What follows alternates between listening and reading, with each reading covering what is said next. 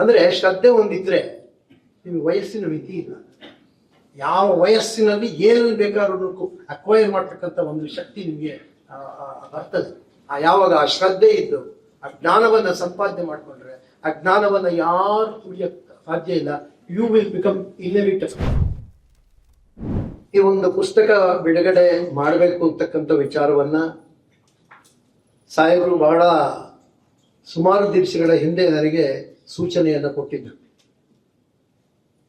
ನಾನು ಗುಲ್ಬರ್ಗಾದಲ್ಲೂ ಸಹ ಅವರ 2ನೇ ಆವೃತ್ತಿಯ ಪುಸ್ತಕವನ್ನ ಬಿಡುಗಡೆ ಮಾಡೋದಕ್ಕೂ ಕೂಡ ನನಗೆ ಆ ಸೌಭಾಗ್ಯವನ್ನ ಅವರು ಒದಗಿಸಿಕೊಟ್ಟಿದ್ರು. ಆ ಒಂದು ಸಂದರ್ಭದಲ್ಲಿ ನಾನು ಅಲ್ಲಿ ಹೋದಂಥ ಸಂದರ್ಭದಲ್ಲಿ ಅಲ್ಲಿ ದೊಡ್ಡದೊಂದು ಆಡಿಟೋರಿಯಮು, ಅದು ಹಿಡಿಲಾರದಷ್ಟು ಜನ. ಸಾಹೇಬರು ಗುಲ್ಬರ್ಗಾದಲ್ಲಿ ಅಲ್ಲಿ ಪ್ರಾಕ್ಟೀಸ್ ಮಾಡ್ತಿದ್ದಕ್ಕಂಥ ಸಮಯದಲ್ಲಿ ಅಪಾರವಾದ ಜನಸ್ತೋಮವನ್ನ ಅವರು ಗಳಿಸಿದ್ರು. ನ್ಯಾಯಾಂಗದ ವಿಚಾರವನ್ನು ಹೊರತುಪಡಿಸಿ ವಿಶೇಷವಾಗಿ ಅವರು ಇಡೀ ಗುಲ್ಬರ್ಗಾ ಜಿಲ್ಲೆಯಲ್ಲೇ ಅವರು ಪರಿಚಯ ಇಲ್ಲದಿದ್ದವರು ಅಥವಾ ಅವರನ್ನು ಪ್ರೀತಿಸಿದವರು ಯಾರು ಇಲ್ಲ ಅಂತಂದು ನನ್ನ ಅನುಭವ. ಅಷ್ಟು ಜನ ಸೇರಿದ್ರು. ಅಂತ ಒಂದು ಕಾರ್ಯಕ್ರಮದಲ್ಲಿ ಅವರ ಒಂದು ಪುಸ್ತಕವನ್ನ, ಜೀವನ ಚರಿತ್ರೆಯ ಪುಸ್ತಕವನ್ನ ಬಿಡುಗಡೆ ಮಾಡ್ತಕ್ಕಂಥ ಒಂದು ಸೌಭಾಗ್ಯವನ್ನ ನನಗೆ ಅವರು ಒದಗಿಸ್ಕೊಟ್ಟಿದ್ರು. ಆಗ ಮಾತಾಡ್ತಕ್ಕಂಥ ಸಮಯದಲ್ಲಿ ನಾನು ಬಹುಶಃ ಸಾಹೇಬರು ಜ್ಞಾಪಕ ಇಟ್ಕೊಂಡಿದ್ದಾರೆ ಅನ್ಸುತ್ತೆ, ಪುಸ್ತಕದ ಒಂದು ಮುಖಪುಟವನ್ನ ಎಕ್ಸ್ಪ್ಲೈನ್ ಮಾಡಿದ್ದೆ. ಮುಖಪುಟವನ್ನ ಎಕ್ಸ್ಪ್ಲೈನ್ ಮಾಡಿದಾಗ ಅದೇ ಮುಖಪುಟ ಇಲ್ಲೂ ಕೂಡ ಹಾಕಿದ್ದಾರೆ. ಅವಾಗ ನಾನು ಹೇಳಿದೆ, ಅವರು ಕಳೆದ ಸಮಯ ನಡೆದ ದೂರ ಅಂತಕ್ಕಂಥ ಹೆಸರು ಅವ್ರು ಇಟ್ಟಿದ್ರು ಕೂಡ ನಾನು ನನ್ನ ಒಂದು ವಿಶ್ಲೇಷಣೆಯಲ್ಲಿ ಚಕ್ಕಡಿಯಿಂದ ತಕ್ಕಡಿಯವರೆಗೆ ಹೋಗಿರ್ತಕ್ಕಂಥ ಸಾಹೇಬರು ಅಂತಂದು ಒಂದು ವಿಶ್ಲೇಷಣೆಯನ್ನ ಅವಾಗ ಮಾಡಿದ್ದೆ. ಆಗ ಸಾಹೇಬ್ರು ಹೇಳಿದ್ರು, 2ನೇ ಪುಸ್ತಕ ಬಿಡುಗಡೆ ಈ ವಿದ್ಯಾರ್ಥಿಗಳಿಗೋಸ್ಕರ ಮಾಡ್ತಿರ್ತಕ್ಕಂಥ ಸಮಯದಲ್ಲಿ ಅವ್ರು ಬಂದು, ಶರ್ಮಾ ಅವರು ಇದಕ್ಕೆ ಶೀರ್ಷಿಕೆ ಏನಿಡಬೇಕು ಅಂತದ್ದು ವಿಚಾರ ಮಾಡ್ತಕ್ಕಂಥ ಸಮಯದಲ್ಲಿ ನನಗೆ ನೀವು ಹೇಳಿದ ಮಾತು ಜ್ಞಾಪಕ ಬಂತು. ಅವತ್ತಿನ ದಿವಸ ಚಕ್ಕಡಿಯಿಂದ ತಕ್ಕಡಿಯವರೆಗೆ ಅಂತಂದು ಅದನ್ನೇ ಇಡಿ ಅಂತ ನಾನು ಅವ್ರಿಗೆ ಸಜೆಸ್ಟ್ ಮಾಡಿದೆ ಅಂತ ಕೂಡ ಹೇಳಿದ್ರು. ಎಷ್ಟು ಒಂದು ದೊಡ್ಡತನ ಅವರಲ್ಲಿ ಇವತ್ತಿನ ದಿವಸ ಇದೆ ಅನ್ನೋದನ್ನ ಅದನ್ನ ತೋರಿಸುತ್ತೆ. ಅವ್ರ ಮುಂದೆ ನಾವು ಆರ್ಡಿನರಿ ಸಾಮಾನ್ಯರು. ಅವರು ಹಿಮಾಲಯ ಪರ್ವತ, ಮೇರು ಪರ್ವತದಂತೆ ಇರ್ತಕ್ಕಂಥವ್ರು. ನಾವು ಅದರ ಅಡಿಯಲ್ಲಿ ನಿಂತಿರ್ತಕ್ಕಂಥ ಅವರ ಒಬ್ಬ ಅನುಯಾಯಿಗಳು ಅಂತಂದ್ರೆ ಕಡೆ ನಾವು ತಪ್ಪಾಗಲಾರ. ಈ ಹಿನ್ನೆಲೆಯಲ್ಲಿ ಅವರ ಒಂದು ಜೀವನ ಚರಿತ್ರೆ, ಜೀವನ ಗಾಥೆ, ಇದನ್ನ ಶರ್ಮಾರವರು ಬಹಳ ಉತ್ಕೃಷ್ಟವಾದ ರೀತಿಯಲ್ಲಿ ಸಂಕ್ಷಿಪ್ತವಾಗಿ ರಚನೆ ಮಾಡಿದ್ದಾರೆ. ಅದಷ್ಟು ಸುಲಭ ಅಲ್ಲ. ಯಾಕೆ ಅಂತಂದ್ರೆ ಮೂಲತಃ ಇರತಕ್ಕಂಥ ಗ್ರಂಥಕ್ಕೆ ಯಾವುದೇ ರೀತಿಯಾದಂಥ ಅನಾಚಾರವಾಗದಂತೆ ಅದರಲ್ಲಿರ್ತಕ್ಕಂಥ ಆಡಿಮುತ್ತುಗಳನ್ನ ಹೆಕ್ಕಿ ಇದರಲ್ಲಿ ಸೇರಿಸಿ ಒಂದು ಮುತ್ತಿನ ಹಾರವನ್ನ ರಚನೆ ಮಾಡಬೇಕಾದಂತ ಒಂದು ಸಂದರ್ಭ ಇರುತ್ತೆ. ಆದ್ರಿಂದ ಈ ಏನು ಮುಖ್ಯವಾದಂತಹ ವಸ್ತು ಇದೆ, ಆ ಮುಖ್ಯ ಪುಸ್ತಕದಲ್ಲಿ ಇರ್ತಕ್ಕಂಥ ವಸ್ತುಗಳು ಏನೇನಿವೆ, ವಿಚಾರಗಳು ಏನೇನಿದೆ, ಸಮಾಜಕ್ಕೋಸ್ಕರವಾಗಿ ಬಿಡುಗಡೆ ಮಾಡಿರ್ತಕ್ಕಂತಹ ಒಂದು ಸಂದೇಶಗಳು ಏನಿದೆ, ಅವರ ಬಾಲ್ಯ ಜೀವನ ಆಗಿರ್ಬೋದು, ವಿದ್ಯಾರ್ಥಿ ಜೀವನ ಆಗಿರ್ಬೋದು, ವಕೀಲಿ ವೃತ್ತಿಯ ಜೀವನ ಆಗಿರ್ಬೋದು, ನಂತರದ ನ್ಯಾಯಮೂರ್ತಿಗಳಾಗಿ ಜೀವನ ಆಗಿರಬಹುದು, ನಂತರದ ವಿಶ್ರಾಂತ ನ್ಯಾಯಮೂರ್ತಿಗಳಾದಂತಹ ಜೀವನ ಆಗಿರ್ಬೋದು, ಅದಷ್ಟನ್ನೂ ಕೂಡ ಕ್ರೋಢೀಕರಿಸಿ ಸಂಕ್ಷಿಪ್ತವಾಗಿ ಮಕ್ಕಳಿಗೋಸ್ಕರವಾಗಿ, ವಿದ್ಯಾರ್ಥಿಗಳಿಗೋಸ್ಕರವಾಗಿ ವಿಶೇಷವಾಗಿ ಮಾಡಿದ್ದಾರೆ. ನನಗನ್ಸುತ್ತೆ ಬರೀ ವಿದ್ಯಾರ್ಥಿಗಳೇ ಅಲ್ಲ, ಯಾರು ಈ ದೊಡ್ಡ ಗ್ರಂಥವನ್ನು ಓದೋದಕ್ಕೆ ಸಾಧ್ಯತೆ ಆಗೋದಿಲ್ಲ, ಕನಿಷ್ಠ ಈ ಪುಸ್ತಕವನ್ನಾದ್ರೂ ಓದ್ಲಿ ಅಂತಕ್ಕಂಥ ಒಂದು ಅವರ ಒಂದು ಮನೋಭಾವ ಇದೆಯಲ್ಲ, ಅದಕ್ಕೆ ನಾವು ಒಂದು ದೊಡ್ಡ ನಮಸ್ಕಾರವನ್ನ ಅವರಿಗೆ ಹೇಳಬೇಕಾದಂತ ಅವಶ್ಯಕತೆ ಇದೆ. ಪುಸ್ತಕವನ್ನ ನಾನು ಸ್ವಲ್ಪ ಅಧ್ಯಯನ ಮಾಡಿದೆ, ಯಾಕೆಂದ್ರೆ ನನಗೆ ಮೊದಲೇ ಪುಸ್ತಕ ಸಿಕ್ಲಿಲ್ಲ.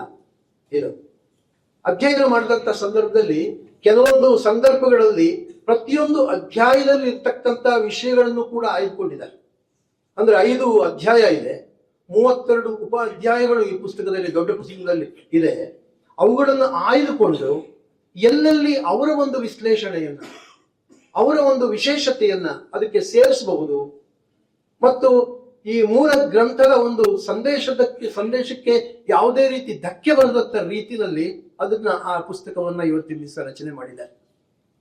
ಆ ರಚನಾ ಕೌಶಲ್ಯ ಏನಿದೆ ಮತ್ತು ಆ ಪದಗಳ ಜೋಡಣೆ ಏನಿದೆ, ಇದರೊಳಗೆ ವಾಕ್ಯಗಳ ಪದ ಪುಂಜ ಏನು ಇವತ್ತಿನ ದಿವಸ ಆ ಪುಸ್ತಕದಲ್ಲಿ ಇದೆ ಅಂತಂದ್ರೆ ಅದನ್ನ ಪ್ರಾರಂಭ ಮಾಡಿದ್ರೆ ಸುಲಲಿತವಾಗಿ ಓದಿಸ್ಕೊಂಡು ಹೋಗ್ತಕ್ಕಂಥ ಒಂದು ಬಹಳ ಸರಳವಾದಂತಹ ಒಂದು ಕನ್ನಡದಲ್ಲಿ ಅವರು ಇವತ್ತಿನ ದಿವಸ ಆ ಪುಸ್ತಕವನ್ನ ರಚನೆ ಮಾಡಿದ್ದಾರೆ.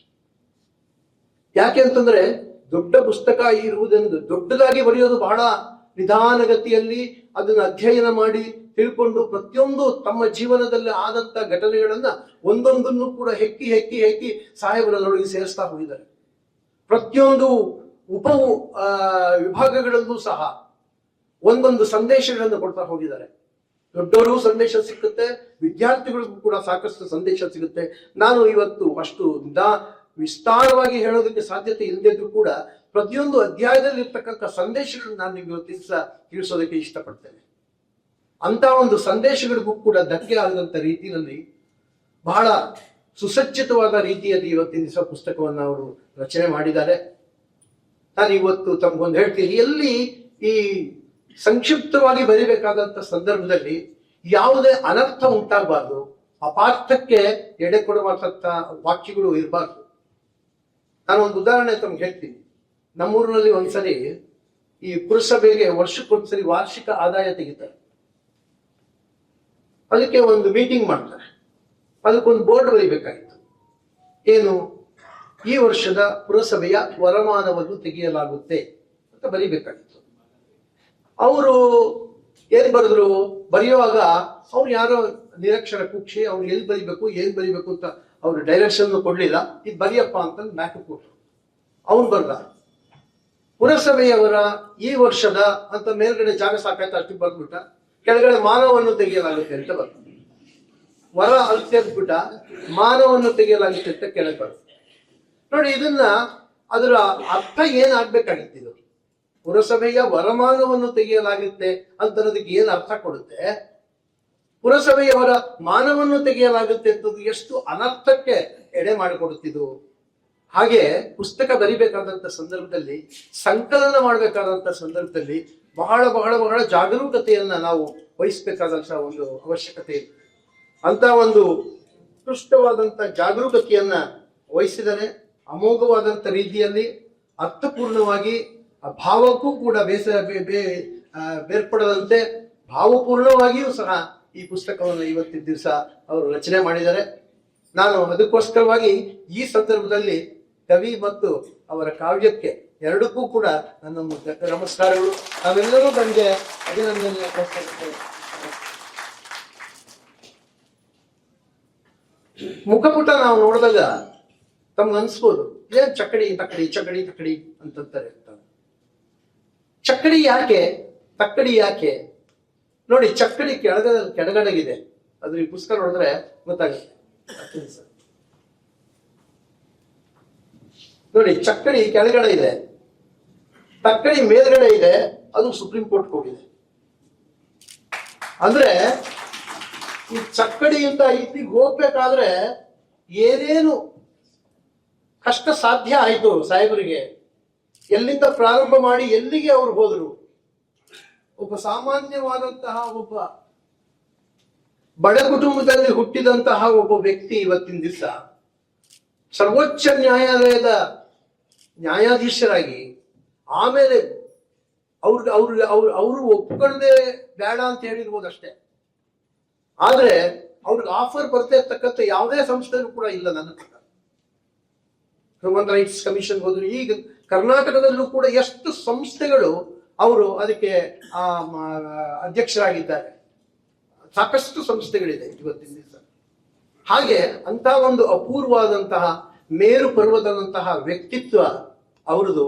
ಅವರ ಜೀವನ ಚರಿತ್ರೆಯನ್ನ, ಜೀವನ ಗಾಥೆಯನ್ನ ನಾವು ತಿಳ್ಕೊಳ್ಳೋದು ಮತ್ತು ಸಾಧ್ಯವಾದಷ್ಟು ನಮ್ಮ ಜೀವನದಲ್ಲಿ ಅಳವಡಿಸ್ಕೊಳ್ಳೋದಕ್ಕೆ ನಾವು ಪ್ರಯತ್ನ ಮಾಡೋದು ಕೂಡ ನಮ್ಗೆ ಇವತ್ತಿನ ದಿವಸ ಆದ್ಯವಾದಂತಹ ಒಂದು ಕರ್ತವ್ಯ ಆಗಿದೆ ಅಂತಂದು ನಾನಾದರೂ ಭಾವಿಸ್ತೇನೆ. ಈ ನಿಟ್ಟಿನಲ್ಲಿ ನಾವು ಸ್ವಲ್ಪ ಅವರ ಮುಖ್ಯ ಗ್ರಂಥ, ಯಾಕೆಂದ್ರೆ ಈ ಚಿಕ್ಕ ಗ್ರಂಥದಲ್ಲಿ ಇರ್ತಕ್ಕಂಥ ವಿಚಾರನೂ ಅದೇ, ದೊಡ್ಡ ಗ್ರಂಥದಲ್ಲಿ ಇರ್ತಕ್ಕಂಥ ವಿಚಾರಗಳು ಕೂಡ ಅದೇ. ಅವುಗಳ ಬಗ್ಗೆ ನಾವು ಸ್ವಲ್ಪ ಗಮನ ಹರಿಸಿದಂತ ಸಂದರ್ಭದಲ್ಲಿ ಸಾಹೇಬರು ಲಾಸ್ಟ್ಗೆ ಒಂದು ವಿಚಾರವನ್ನ ವ್ಯಕ್ತಪಡಿಸಿದ್ದಾರೆ. ನಾನು ಯಾಕೆ ಪುಸ್ತಕ ಬರಿಬೇಕಾಯ್ತು, ಯಾಕೆ ನಾನು ಪುಸ್ತಕ ಬರಿಬೇಕು ಅನ್ನೋದು ಅನ್ನಿಸ್ತು ನನಗೆ ಅಂತಂದ್ರೆ, ಆ ಒಂದು ಕೊನೆಯ ಪುಟದಲ್ಲಿ ಇರ್ತಕ್ಕಂಥ ವಿಚಾರಗಳು, ಕೊನೆ ಅಧ್ಯಾಯದಲ್ಲಿ ಇರ್ತಕ್ಕಂಥ ವಿಚಾರಗಳನ್ನ ನಾವು ತಗೊಂಡ್ರೆ, ನಾನು ಯಾಕಂದ್ರೆ ಕೊನೆಯ ಅಧ್ಯಾಯದ ಆ ವಿಚಾರ ಮೊದಲು ತಗೋತೀನಿ. ಅವ್ರು ಹೇಳ್ತಾರೆ, ಸಂಪಾದಿಸಿದ ಜ್ಞಾನವನ್ನು ಯಾವಾಗಲೂ ಹಂಚಿಕೊಳ್ಳಬೇಕು, ನಗು ನಗುತ್ತಾ ಸಾಧ್ಯವಾದಾಗಲೆಲ್ಲ ಇನ್ನೊಬ್ಬರ ಮುಖದಲ್ಲಿ ನಗುವನ್ನು ತರಿಸಲು ಪ್ರಯತ್ನ ಮಾಡಬೇಕು. ಅದಕ್ಕೋಸ್ಕರವಾಗಿ ನಾನು ಮುಂದಿನ ಜೀವನವನ್ನ ಮುಡಿಪಾಗಿಟ್ಟಿದ್ದೇನೆ, ನನ್ನ ಜೀವನವನ್ನು ಸವಸಬೇಕು ಅಂದು ಆ ಅನುಭವದ ನೆಲೆಯಲ್ಲಿ ಆಧ್ಯಾತ್ಮಿಕ ಚಿಂತನೆಯನ್ನು ಮಾಡಿ ಮುಂದಿನ ಪೀಳಿಗೆಗೆ ನನ್ನದೇನಾದರೂ ಒಂದು ಕೊಡುಗೆಯನ್ನು ಕೊಡಬೇಕೆಂಬ ಸದುದ್ದೇಶದಿಂದ ಈ ಪುಸ್ತಕವನ್ನು ರಚನೆ ಮಾಡ್ತಿದ್ದೇನೆ ಅಂತ ಹೇಳಿ. ಎಷ್ಟು ಜನಕ್ಕೆ ಈ ಭಾವನೆ ಇದೆ ಇವತ್ತು? ವಿದ್ವಾಂಸಗಳೆಲ್ಲರೂ ಕೂಡ ಈ ಒಂದು ಮನೋಭಾವನೆ ಇಟ್ಕೊಂಡು ಸಾಧ್ಯ ಇಲ್ಲ. ನಾವೆಷ್ಟೋ ಹೇಳ್ತೀವಿ, ಅದಕ್ಕೆ ನಾವು ಹೇಳ್ತೀವಿ ಏನಪ್ಪಾ ಅಂತಂದ್ರೆ, ವಿದ್ವತ್ಗೂ ರಾಜನಿಗೂ ಒಂದು ಸಮಾನತೆಯನ್ನ ಪರಿಗಣಿಸ್ತಾ ಇದ್ದ ಸಂದರ್ಭದಲ್ಲಿ ವಿದ್ವಾಂಸರು ಎಷ್ಟು ಪವರ್ಫುಲ್ ಆಗಿರ್ತಾರೆ ಅಂತ, ಇಂಥ ನ್ಯಾಯಮೂರ್ತಿಗಳು ಎಷ್ಟು ಪವರ್ಫುಲ್ ಆಗಿರ್ತಾರೆ ಆಧ್ಯಾತ್ಮಿಕವಾಗಿ, ಸಾಹಿತ್ಯಿಕವಾಗಿ, ನ್ಯಾಯಾಂಗ ವ್ಯವಸ್ಥೆಯಲ್ಲಿ ಯಾವುದನ್ನಾದ್ರೂ ತಗೊಳ್ಳಿ. ಅದಕ್ಕೆ ಹೇಳ್ತಾರೆ, ವಿದ್ವತ್ಸ್ವಂಚ ನೃಪತ್ವಂಚ ನೈವ ತುಲ್ಯಂ ಕದಾಚ ಸ್ವದೇಶೇ ಪೂಜ್ಯತೆ ರಾಜ ವಿದ್ವಾನ್ ಸರ್ವತ್ರ ಪೂಜ್ಯತೆ. ನೋಡಿ, ಒಬ್ಬ ರಾಜ ಬೇರೆ ದೇಶಕ್ಕೆ ಹೋದ್ರೆ ಅವನಿಗೆ ಸ್ವಲ್ಪ ಮಟ್ಟಿನ ಗೌರವ ಸಿಕ್ಕುತ್ತೆ. ಇಡೀ ರಾಷ್ಟ್ರದಲ್ಲೇ ಸಿಕ್ಕೋದಕ್ಕೆ ಸಾಧ್ಯ ಇದೆ, ಹೊರಗಿನ ರಾಷ್ಟ್ರದಲ್ಲೇ ಸಿಗೋದಕ್ಕೆ ಸಾಧ್ಯತೆ ಇಲ್ಲ. ರಾಜ ತನ್ನ ರಾಜ್ಯದಲ್ಲಿ ಅತ್ಯಂತ ಪೂಜಿತನಾದಂತ ಒಬ್ಬ ವ್ಯಕ್ತಿ. ಆದರೆ ವಿದ್ವಾನ್ ಅವ್ರು ಎಲ್ಲಿಗಾದ್ರೂ ಹೋಗ್ಲಿ, ಇಡೀ ವಿಶ್ವದಲ್ಲಿ ಎಲ್ಲೇ ಸುತ್ತಾಡ್ಲಿ, ಅವರು ವಿದ್ವಾನ್ ಸರ್ವತ್ರ ಪೂಜ್ಯತೆ ಅಂತ. ಅಂತಹ ಒಂದು ಅದ್ವಿತೀಯವಾದಂತಹ ಒಂದು ಅಪೂರ್ವವಾದಂತಹ ಒಂದು ಗುಣಗಳನ್ನು ಹೊಂದಿರ್ತಕ್ಕಂಥ ನ್ಯಾಯಮೂರ್ತಿಗಳು ಸಾಕಷ್ಟು ದೇಶಗಳನ್ನು ಈಗಾಗಲೇ ಸುತ್ತಿದ್ದಾರೆ. ಎಲ್ಲೇ ಹೋದ್ರೂ ಕೂಡ ಅವ್ರದೇ ಆದಂತಹ ಒಂದು ಫುಡ್ ಸ್ಟೆಪ್ಸ್ ನ, ಅವ್ರದೇ ಆದಂತಹ ಛಾಪನ ಇವತ್ತಿನ ಇಸಬೇಕು ಬಂದಿದ್ದಾರೆ. ಅವುಗಳ ಒಂದು ಸಮ್ಮಿಶ್ರಣ, ಒಂದು ಸಂಗ್ರಹ ಈ ಪುಸ್ತಕದಲ್ಲಿ ನಾವು ಕಾಣೋದಕ್ಕೆ ಸಾಧ್ಯತೆ ಆಗಿದೆ. ವಿದ್ಯಾರ್ಥಿಗಳೇ, ವಿಶೇಷವಾಗಿ ನಾನು ಹೇಳೋದು ಇಷ್ಟೇ, ಏನು ಈ ಪುಸ್ತಕ ಎಲ್ಲಾ ಪುಸ್ತಕದಂತೆ ಇದು ಒಂದು ಪುಸ್ತಕ. ನಾವು ಬೇಕಾದಷ್ಟು ಪುಸ್ತಕಗಳನ್ನು ಓದಿದ್ದೇವೆ, ತಿಳ್ಕೊಂಡಿದ್ದೇವೆ ಅಂತದ್ದು ಎಲ್ಲರೂ ತಿಳ್ಕೋಬಹುದು. ಆದರೆ ಈ ಪುಸ್ತಕದ ವಿಶೇಷತೆ ಏನಪ್ಪಾ ಅಂತಂದ್ರೆ, ನಾನು ಒಂದು ಸಣ್ಣದೊಂದು ಕತೆ ಹೇಳ್ತೀನಿ. ಸಾಯೋರು ವಿವೇಕಾನಂದರು ಹುಟ್ಟಿದ ದಿನ ಹುಟ್ಟಿದ್ದು. ಸ್ವಾಮಿ ವಿವೇಕಾನಂದರ ಏನು ಆ ದೇಶಕ್ಕೋಸ್ಕರವಾಗಿ, ದೇಶದ ಜನತೆಗೋಸ್ಕರವಾಗಿ, ದೇಶದ ಉದ್ಧಾರಕ್ಕೋಸ್ಕರವಾಗಿ ಎಷ್ಟು ಶ್ರಮ ಪಟ್ಟರು, ತಮ್ಮ ಜೀವನವನ್ನೇ ಹೇಗೆ ಮುಡಿಪಾಡಿಟ್ರು, ಹಾಗೆ ಅವರು ತಮ್ಮ ಜೀವನವನ್ನ ನ್ಯಾಯಾಂಗದ ಸಂತ ಅಂತ ಕರೆಸ್ಕೊಡೋದ್ರ ಮುಖಾಂತರವಾಗಿ ತಮ್ಮ ಜೀವನವನ್ನ ನ್ಯಾಯಾಂಗಕ್ಕೆ ಮುಡಿಪಾಗಿಡುವುದರ ಜೊತೆಗೆ ತಮ್ಮ ನಿವೃತ್ತಿಯ ನಂತರವೂ ಸಹ ಆ ನ್ಯಾಯಾಂಗಕ್ಕೆ ಬರ್ತಕ್ಕಂಥ ವ್ಯಕ್ತಿಗಳ ಒಂದು ಉತ್ಕೃಷ್ಟತೆಗೋಸ್ಕರವಾಗಿ, ಅವರ ಅಭಿವೃದ್ಧಿಗೋಸ್ಕರವಾಗಿ, ಉನ್ನತಿಗೋಸ್ಕರವಾಗಿ ಈ ಪುಸ್ತಕದಲ್ಲಿ ಬೇಕಾದಷ್ಟು ಸಂದೇಶಗಳನ್ನ ಕೊಡ್ತಾ ಹೋಗಿದೆ. ನೋಡಿ, ಸ್ವಾಮಿ ವಿವೇಕಾನಂದರನ್ನ ಯಾಕೆ ನಾನು ಜ್ಞಾಪಿಸ್ಕೊಂಡೆ ಅಂತಂದ್ರೆ, ಸ್ವಾಮಿ ವಿವೇಕಾನಂದರು ಚಿಕಾಗೋಗೆ ಹೋಗೋದಕ್ಕಿಂತ ಸರ್ವಧರ್ಮ ಸಮ್ಮೇಳನಕ್ಕೆ ಹೋಗ್ಬೇಕಾಗಿತ್ತು. ಹೋಗೋದಕ್ಕಿಂತ ಮುಂಚಿತವಾಗಿ ಒಬ್ರು ಮಹಾರಾಜರು ಅವ್ರನ್ನ ಊಟಕ್ಕೆ ಕರೆದಂತ ಸಮಯದಲ್ಲಿ ಊಟ ಎಲ್ಲ ಆಗೋಯ್ತು, ಮಜ್ಜಿಗೆಯನ್ನು ತಿಂದಿದ್ದಾಯ್ತು, ಪಕ್ಕದಲ್ಲೆಲ್ಲ ಕೂತಿದ್ರು. ಅವರೆಲ್ಲ ಏನೇನು ಕೈ ತೊಳ್ಕೊಳಕ್ಕೆ ಎದ್ದೇಳು. ಅವಾಗ ಅಡಿಗೆಯವ್ರು ಏನ್ ಮಾಡಿದ್ರಪ್ಪ ಅಂತಂದ್ರೆ, ಜಿಲೇಬಿ ಬಡಿಸೋದು ಮರೆತುಬಿಟ್ಟಿದ್ರು. ಬಿಸಿ ಬಿಸಿ ಜಿಲೇಬಿ ಆಗ್ತಾ ಇದೆ, ಬಡಿಸೋದು ಮರೆತುಬಿಟ್ಟಿದ್ರು. ಅವಾಗ ತಕ್ಷಣ ಅವರು ಅವ್ರು ಓಡ್ ಬಂದ್ಬಿಟ್ಟು ದಯವಿಟ್ಟು ಎಲ್ಲರೂ ಕ್ಷಮಿಸ್ಬೇಕು, ನಾವು ಬಹಳ ಚೆನ್ನಾಗಿರ್ತಕ್ಕಂಥ ರುಚಿಯಾಗಿದ್ದಂಥ ಮಧುರವಾಗಿರ್ತಕ್ಕಂಥ ಜಿಲೇಬಿ ಮಾಡಿದ್ದೇವೆ, ಅದನ್ನು ದಯವಿಟ್ಟು ಎಲ್ಲರೂ ಹಾಕಿಸ್ಕೋಬೇಕು, ಮರ್ತ್ಬಿಟ್ಟಿದ್ದೀವಿ, ದಯವಿಟ್ಟು ಕ್ಷಮಿಸಿ ಅಂತ ಕೇಳ್ಕೊಂಡ್ರು. ಇವರು ವಿವೇಕಾನಂದರು ಅವ್ರು ಬರೋದಕ್ಕೆ ಮುಂಚೆ ಇವ್ ಅಕ್ಕಪಕ್ಕದಲ್ಲಿ ಕೂತಿರೋರಿಗೆಲ್ಲ ಹೇಳಿದ್ರು, ಏನಪ್ಪಾ ಅಂತ, ಅಬ್ಬಬ್ಬ ಊರಿ ಭೋಜನ ಆಗ್ಬಿಟ್ಟು ನನ್ ತಂಟ್ಲಲ್ಲಿ ತೊಟ್ಟು ನೀರು ಕೂಡ ಇಳಿಯೋದು. ಆದ್ರೆ ಜಿಲೇಬಿ ಅಂತಂದ್ರೆ ಅವ್ರಿಗೆ ಬಹಳ ಇಷ್ಟವಾದಂತ ಪೇಯ, ಸ್ವೀಟ್. ಅವ್ರು ತಗೊಂಡ್ ಬಂದಾಗ ಇಲ್ಲ ಅನ್ನಕ್ಕಾಗಲಿಲ್ಲ, 4 ಜಿಲೇಬಿ ಹಾಕಿದ್ರು. ವಿವೇಕಾನಂದರು ಪಕ್ಕದಲ್ಲಿದ್ದವ್ರು ಕೇಳಿದ್ರು, ಎಲ್ಲ ನೀವು ನೀರೇ ಇಳಿಯಲ್ಲ ಅಂತೀರ, 4 ಜಿಲೇಬಿ ಹೇಗೆ ಇಳಿಯುತ್ತೆ ಅಂತ ತಿಂದ್ರು ಅವರು. ಅದಕ್ಕೆ ಅವ್ರು ಹೇಳಿದ್ರು, ನೋಡಿ, ಜನನಿಬಿಡವಾದಂತಹ ಒಂದು ಗುಂಪಿನಲ್ಲಿ ಸಿಕ್ಕಾಪಟ್ಟೆ ಮಾಸ್ಕ್ ಇರ್ತಕ್ಕಂಥ ಜಾಗದಲ್ಲಿ ಒಬ್ಬ ಮಹಾರಾಜನ ಕಾರೋ ಅಥವಾ ಗವರ್ನರ್ ಕಾರೋ ಬರುತ್ತೆ ಅಂತಂದ್ರೆ ಏನ್ ಮಾಡ್ತಾರೆ ಜನ? ಏನಾರು ಕಷ್ಟ ಆಗಲಿ, ಒಬ್ಬರ ಮೇಲೆ ಒಬ್ಬರು ಬಿದ್ರು ಚಿಂತೆ ಇಲ್ಲ, ಪಕ್ಕ ಸರ್ಕೊಂಡು ಆ ಕಾರ್ ಹೋಗೋದಕ್ಕೆ ಜಾಗ ಮಾಡ್ಕೊಡ್ತಾರೆ. ಹಾಗೆ ಈ ಜಿಲೇಬಿ. ಹಾಗೆ ನೀವು ಪ್ರಪಂಚದಲ್ಲಿ ಇರ್ತಕ್ಕಂಥ ಎಷ್ಟೋ ಪುಸ್ತಕಗಳನ್ನ ನೀವು ಓದಿರ್ಬೋದು.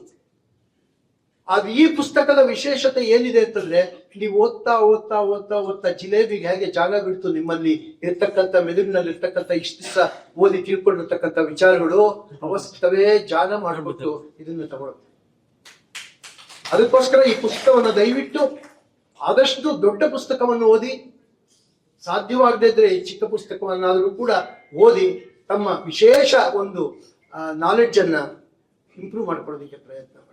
ಈ ನಿಟ್ಟಿನಲ್ಲಿ ನಾವು ಒಂದೊಂದೇ ವಿಚಾರ ಅಧ್ಯಾಯದಲ್ಲಿರ್ತಕ್ಕಂಥ ಸಂದೇಶಗಳ ಬಗ್ಗೆ ಒಂದು ಸ್ವಲ್ಪ ಹೇಳಿ ನನ್ನ ಮಾತುಗಳನ್ನು ಮುಕ್ತಾಯ ಮಾಡೋದಕ್ಕೆ ಪ್ರಯತ್ನ ಮಾಡ್ತೇನೆ. ನಾನು ಕೇಳಿದೆ, ನನಗೆ ಮಾತಾಡೋದಕ್ಕೆ 15 ನಿಮಿಷ ಅಂತ, 15 ಗಂಟೆ ಆದ್ರೂ ಸಾಕಾಗೋದಿಲ್ಲ. ಸಾಹೇಬರ ಬಗ್ಗೆ ಹೇಳಬೇಕು ಅಂತಂದ್ರೆ ಒಂದೇ ಸಮ ನಿಂತ್ಕೊಂಡು 15 ಗಂಟೆ ಹೇಳಿದ್ರು ಅವು ಸಾಕಾಗೋದಿಲ್ಲ. ಅದಕ್ಕೆ ನಾನು ಸಾಹೇಬ್ ಓದಕ್ಕೆ ಹೇಳಿ, ಸರ್ 15 ನಿಮಿಷ ಬಂದಿದ್ದಾರೆ ಸರ್. ಅದಕ್ಕೆ ನಿಮಗೆ ಟೈಮ್ ಲಿಮಿಟ್ ಇಲ್ಲ, ನೀವು ಮಾತಾಡಿದ್ರು ಸಾಹೇಬ್. ಆದ್ರೂ ಕೂಡ ಸಮಯದ ಒಂದು ಪ್ರಜ್ಞೆಯನ್ನ ಇಟ್ಕೊಂಡು ನಾನು ನಮ್ಮಲ್ಲಿ ಒಂದೆರಡು ಪುಸ್ತಕದ ವಿಚಾರವಾಗಿ 4-6 ಮಾತುಗಳನ್ನು ಆಡೋದಕ್ಕೆ ನಾನು ಇಷ್ಟಪಡ್ತೇನೆ. ನೋಡಿ, ಮೊದಲ ಹೆಜ್ಜೆ ಬರದ ನಾಡು, ವರದ ನಾಡು ಮತ್ತು ತಮ್ಮ ವಿದ್ಯಾಭ್ಯಾಸ, ಬಾಲ್ಯದ ವಿದ್ಯಾಭ್ಯಾಸ. ಚಕ್ಡಿದ ಒಂದು ಕತೆ ಬಹಳ ಚೆನ್ನಾಗಿದೆ.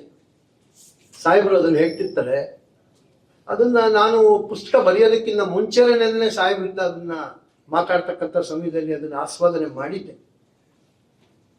ಚಕ್ಡಿ ಯಾಕಪ್ಪ ಕೊಟ್ಟಿದ್ದಾರೆ ಅಂತಂದ್ರೆ, ವಿದ್ಯಾಭ್ಯಾಸ ಎಷ್ಟು ಕಷ್ಟಕರವಾಗಿತ್ತು, ಅದಕ್ಕೆ ಮುಂಚಿನ ಜೀವನ ಹೇಗಿತ್ತು, ಚಕ್ಡಿ ಯಾವಾಗ ಬಂತು, ಚಕ್ಡಿಯಿಂದ ಏನಾಯ್ತು ಮುಂದಕ್ಕೆ. ನೋಡಿ, ಈ ಭಾರತ ಸಂವಿಧಾನದಲ್ಲಿ ನಾವು ನೋಡಿದ್ವಿ ಮತ್ತು ನಮ್ಮ ರಾಷ್ಟ್ರಕವಿ ಕುವೆಂಪು ಅವರು ಹೇಳಿರೋದನ್ನು ಕೇಳಿದ್ವಿ. ಏನು? ಎಲ್ಲರಿಗೂ ಸಮಪಾಡು, ಎಲ್ಲರಿಗೂ ಸಮಬಾಳು ಅಂತಕ್ಕಂಥದ್ದು ಕಾನ್ಸ್ಟಿಟ್ಯೂಷನಲ್ ಮ್ಯಾಂಡೇಟು ಹೌದು. ರಾಷ್ಟ್ರಕವಿ ಕುವೆಂಪು ಅವರು ಕೂಡ ಹೇಳಿರ್ತಕ್ಕಂಥದ್ದು ಅದು. ಸರ್ವೇ ಜನ ಸುಖಿನೋ ಭವಂತು, ಸಮಸ್ತ ಸನ್ಮಂಗಳಾನಿ ಭವಂತು. ಲೈಫ್ ಅಂತಂದ್ರೆ ಸುಪ್ರೀಂ ಕೋರ್ಟ್ ಹೇಳಿದೆ, ಒಂದು ದೇಶದಲ್ಲಿ ಹುಟ್ಟಿದ ಮೇಲೆ ನಾಯಿ ನರಿಗಳ ತರ ಜೀವನ ಮಾಡೋದಲ್ಲ,